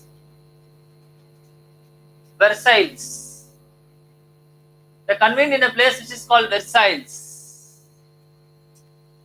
the capital place where the French monarch ruled, which is near Paris, Versailles. And the discussion was happening. The first estate and second estate brought a list of new additional taxes which has to be imposed on the third estate. First estate and second estate brought a list of grievances, demands which has to be imposed, on the third estate. The third estate brought a big list of demands which they wanted an exemption from paying the taxes. அவன் ஒரு list எடுத்துட்டு வந்து exemption வாங்குறதுக்கு வந்துட்டு இருக்கான். இவன் ஒரு list தூக்கி புது டாக்ஸ் அவன் தலையில போடுறதுக்கு வந்துருக்கான். அதெல்லாம் ஒன்னா கூட்டிட்டான் இப்ப வெர்சைல்ஸ்ல. You understand? Already the third estate is suffering so much. It is said in France to even have a cat you have to pay a tax. ஒரு பூனையை வளர்க்கணும்னா டாக்ஸ் கட்டணுமா பிரான்ஸ்ல. To light a lamp you have to pay a tax. வீட்டுக்கு விளக்கேற்றி வைக்கிறீங்க, tax வந்து வாங்கிட்டு போயிடுவோம். ஏன் இப்போ விளக்கு வச்சிருக்கிற, வெளிச்சத்தில் இருக்கல டாக்ஸ் கொடுன்னு. இதெல்லாம் இந்தியாவிலே நடந்திருக்குதுமா, ஏதோ பிரான்ஸ்க்குலாம் நம்ம போயிட்டோம். ஒரு ரேடியோ செட் வாங்குறதுக்கு நீங்க டாக்ஸ் கட்டணும் தெரியுமா? இந்தியாவில் ஒரு எஃப்எம் ரேடியோ வாங்கி நீங்க வைக்கணும். அந்த காலத்துல அந்த ரேடியோ போட்டி வாங்கிட்டு வரதுக்கு லைசன்ஸ் வாங்கணும் நீங்க, இல்லாட்டி அதெல்லாம் நீங்க கேட்க முடியாது. நியூஸ் அது பயங்கரமான விஷயம். அதெல்லாம் நான் சொல்றது 40 இயர்ஸ்க்கு முன்னாடி சொல்லிட்டு இருக்கேன்.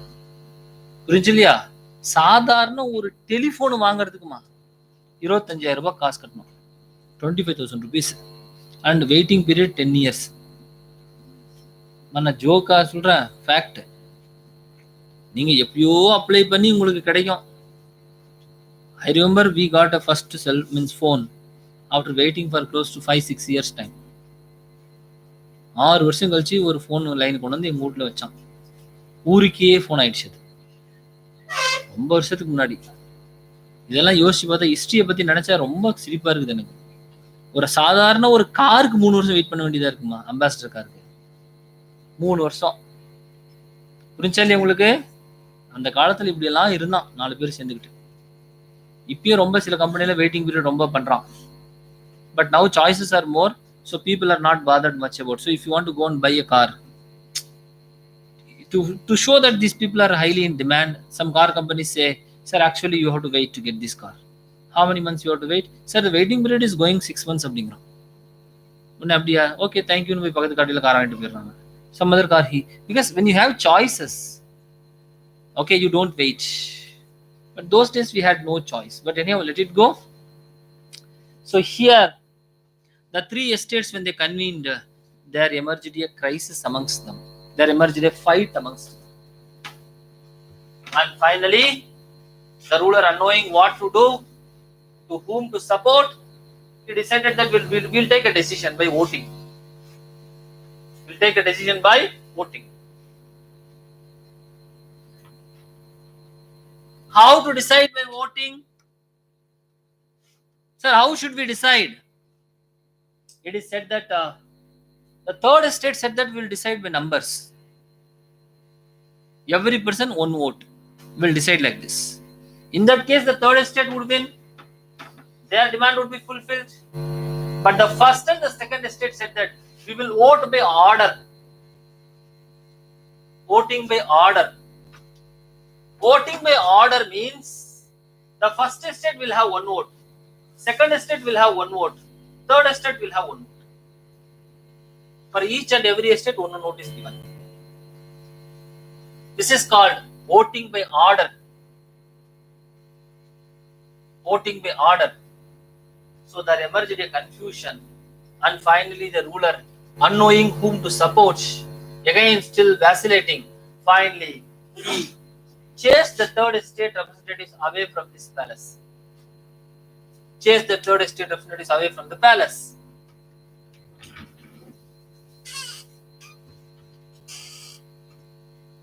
Away from the palace.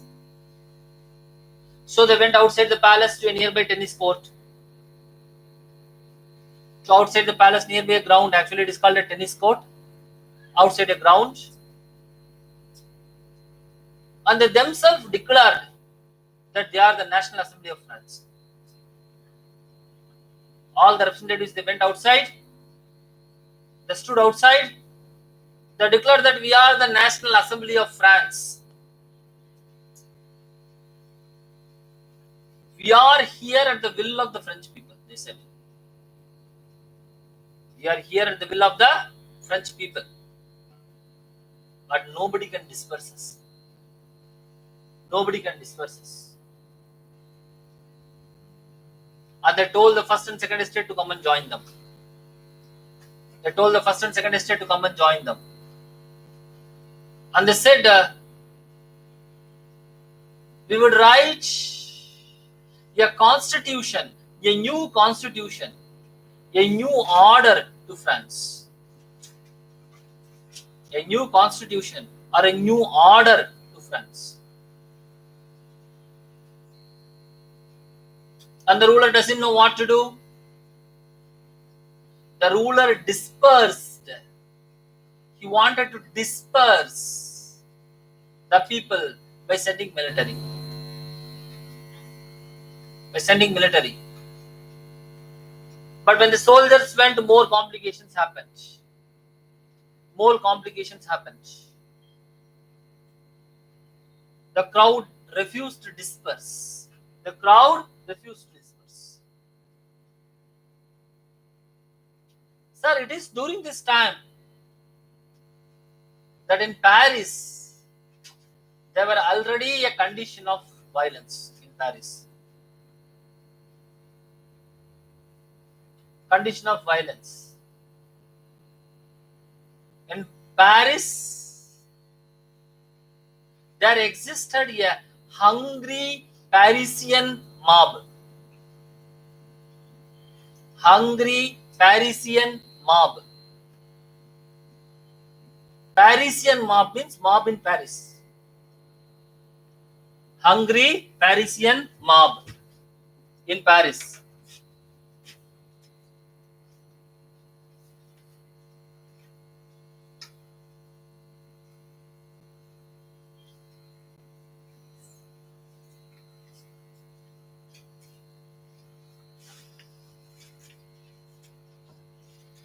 Hungry Parisian mob.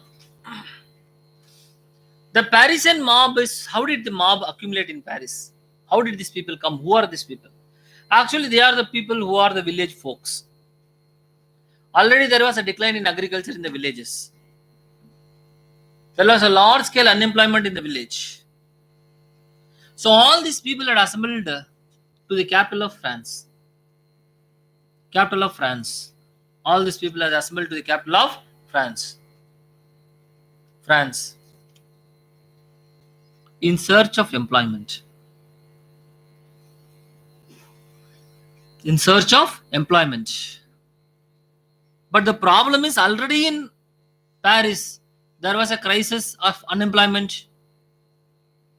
There was a crisis of unemployment.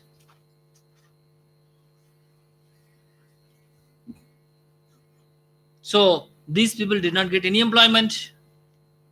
And added to this, these people did not get any food also.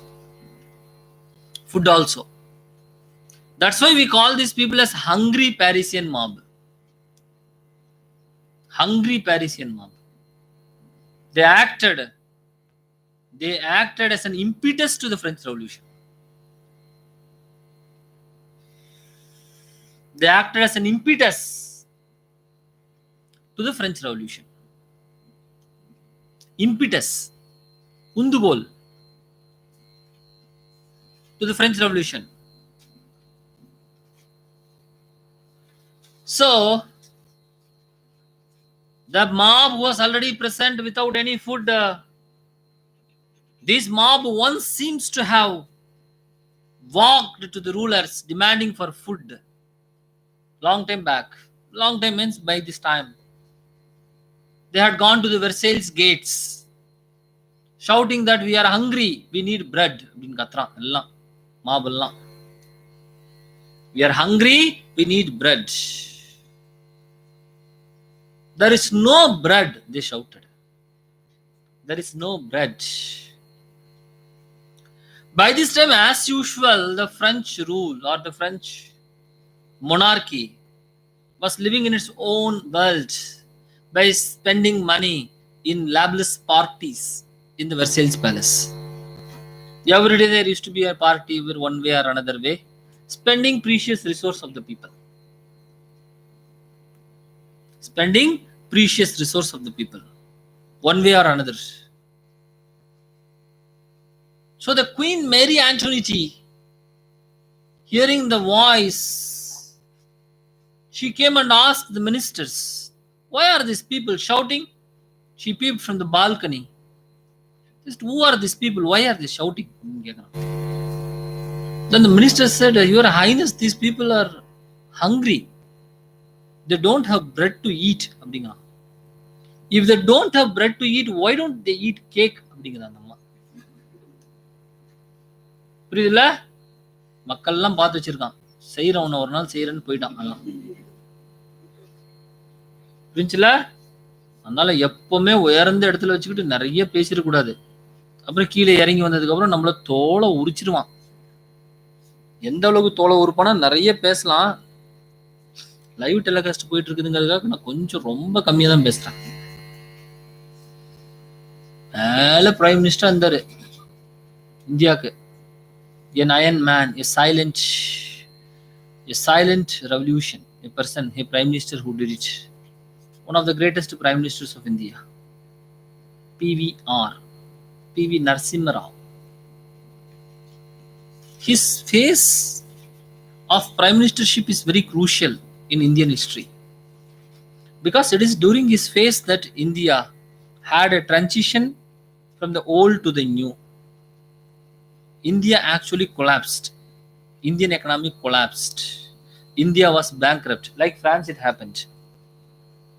And during his tenure, many problems happened. First problem is the bankruptcy and collapse of the Indian economy. Because after the USSR which collapsed, India which was highly relied on USSR and its policies and its support, India also collapsed. We have no dollars. We had just reserves for next 7 days or so. It is during this time that we went to the loan to the World Bank. Then the World Bank put some conditions. And that conditions is nothing but we join with the world. Open our doors. We were living in a closed economic pattern. We have to open our doors. we have to join the process of globalization and liberalization. So it was done very cautiously by the truth and by the determination of then the Prime Minister. Very less credit had been given to his work. I am not telling.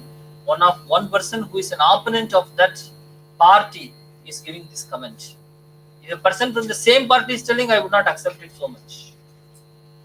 A person, Mr. Subramanian Swamy, he told that his rule is underplayed. He is not given a due credit. Yeah, I remember this. He should have been given a due credit. Such a great man. What happened to him when he died? What happened to how the party treated him when he fell? That is the problem. When you are in top, everything is under your grip and control. When you fall, very pity. The year is 1991. I do not know where you people are born, some of you. And one great hero of the time undertook a Rath Yatra. Rath Yatra. I don't know the name. I should. He was a star campaigner of this BJP. Everybody saw him as a future Prime Minister of India. Future Prime Minister. Future Prime Minister. He became very popular, then things changed. He was the helm of his affairs of the party and the country by then. Today, I don't want to say anything. Today he is existing. Simply existing. What else can you say? புரியுதுல அவ்வளோ பெரிய ஆளு காணாமையே போயிட்டாரு இப்ப புரியுதுல்ல என்னதான் பண்றது you know which person don't know you people Rath Yatra சொன்னால் you know let it go we should not think history because it gives a nostalgic feeling for us here the queen says if you don't have bread won't eat cake okay and the revolution started. When the people, during the time of the revolution, the people destroyed every existing order. Destroyed every existing order. They stormed into a building which is called Bastille. Bastille. This is called storming of the Bastille. Storming of the Bastille. Bastille is actually a prison. The prison was stormed and it was broken. The breaking of the prison by the mob represented the breaking of the existing institution. Breaking of the prison by the mob represented symbolically that the breaking up of the old system. Old system.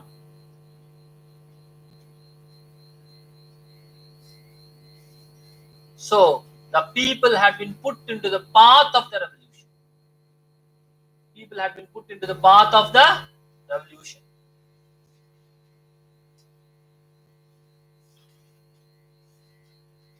Sir, some other people also contributed to the revolution during this time. They are the philosophers. Philosophers.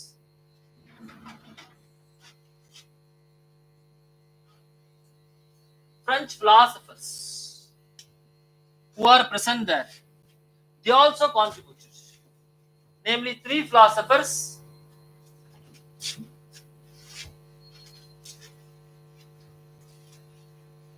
One is Montesquieu,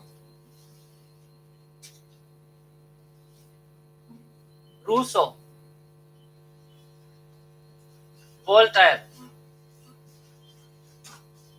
Montesquieu, Rousseau, Voltaire. 3 people. Montesquieu, Rousseau, Voltaire. Who are these philosophers? Philosophers are the people who give you an idea, who give you a solution to the existing problem, who give an idea, who give you a solution to the existing problem. If there is a problem in the French society, the philosophers come to the rescue. They gave an alternative set of ideas to the existing problem. The philosophers condemned the existing system. They highlighted the ills of the existing system. Condemned the existing system.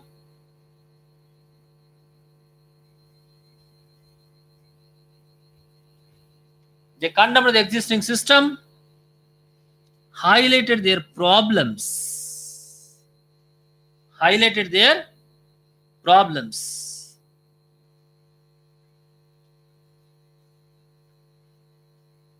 Each and every philosopher did his own part to create an awareness. Did his own part to create his awareness. Though they focused generally on all the issues which are exploitative,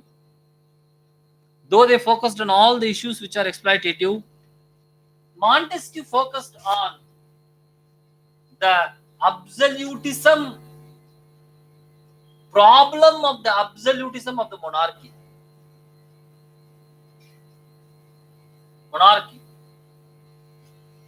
Problem of the absolutism of the monarchy. Montesquieu.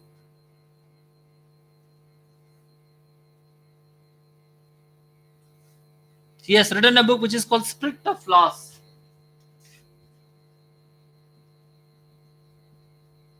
Spirit of Laws. And in the Spirit of Laws, he speaks about the necessity of a responsible monarchy. He supported constitutional monarchy. Necessity of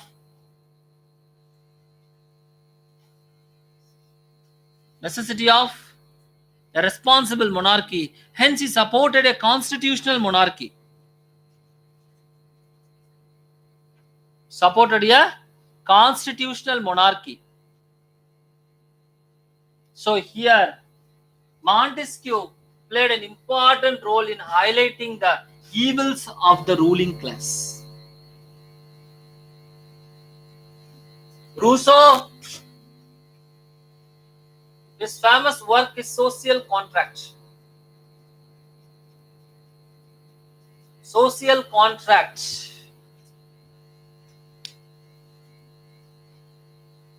Rousseau is the one who gave this famous quote which said, men are born free but are in chains everywhere. Men are born free but are in chains everywhere. Men are born free and yet are in chains everywhere.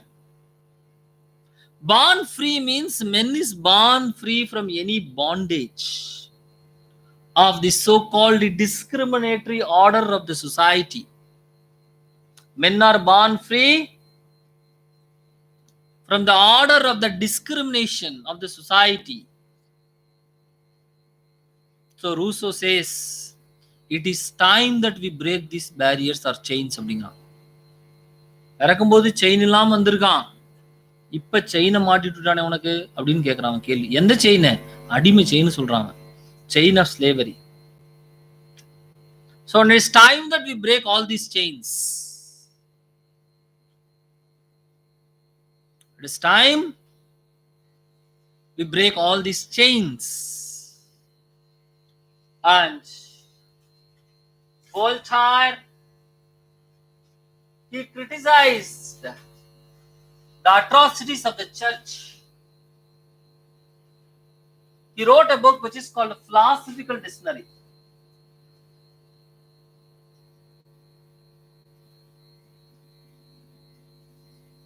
Philosophical Dictionary. Philosophical dictionary, Voltaire. He condemned and criticized the nature of the priestly class and the church. Philosophers played a very important role in the French Revolution. So philosophers played a very important role in the French Revolution because the philosophers first, number one, highlighted the problem. Highlighted the problem.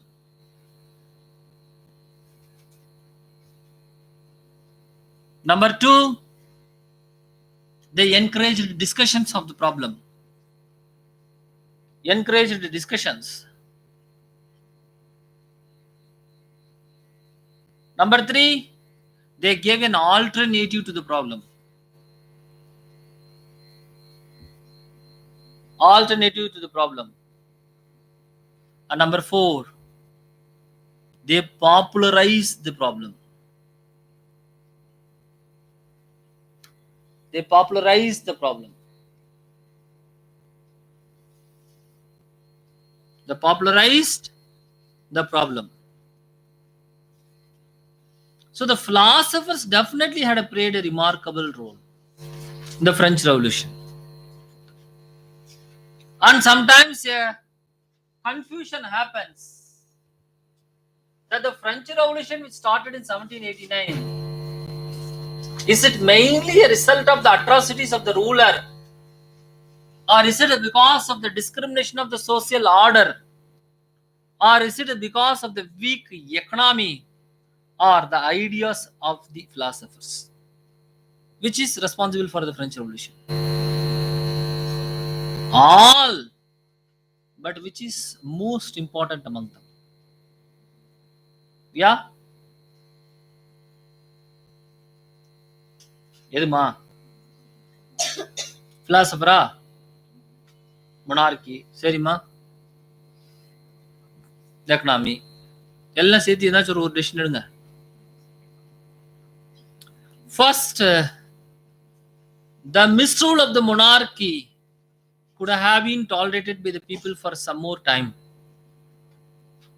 Misrule of the monarchy. The unjust social order could have also continued for some more time. The philosophers existed for more than 30-40 years and they continue to speak about it. But it is the economic crisis that precipitated the revolution. It is the economic crisis which precipitated the revolution. If there was no economic crisis, the revolution could not have happened in 1789. It would have happened later, but not in 1789. So it is the economic crisis which precipitated the French Revolution of 1789. All other factors are important, but it is the economic crisis. So afterwards, what is going to happen? A revolution had happened in 1789. Next, what is going to happen to the France? Let us see what is going to happen in the France. Maybe in the next class, we'll bring Napoleon and all other people in the next class. We'll stop here. That will be sufficient. Okay? Yeah. Any doubt you have got? Any doubt? Okay. Anyhow, let it go. We'll see you.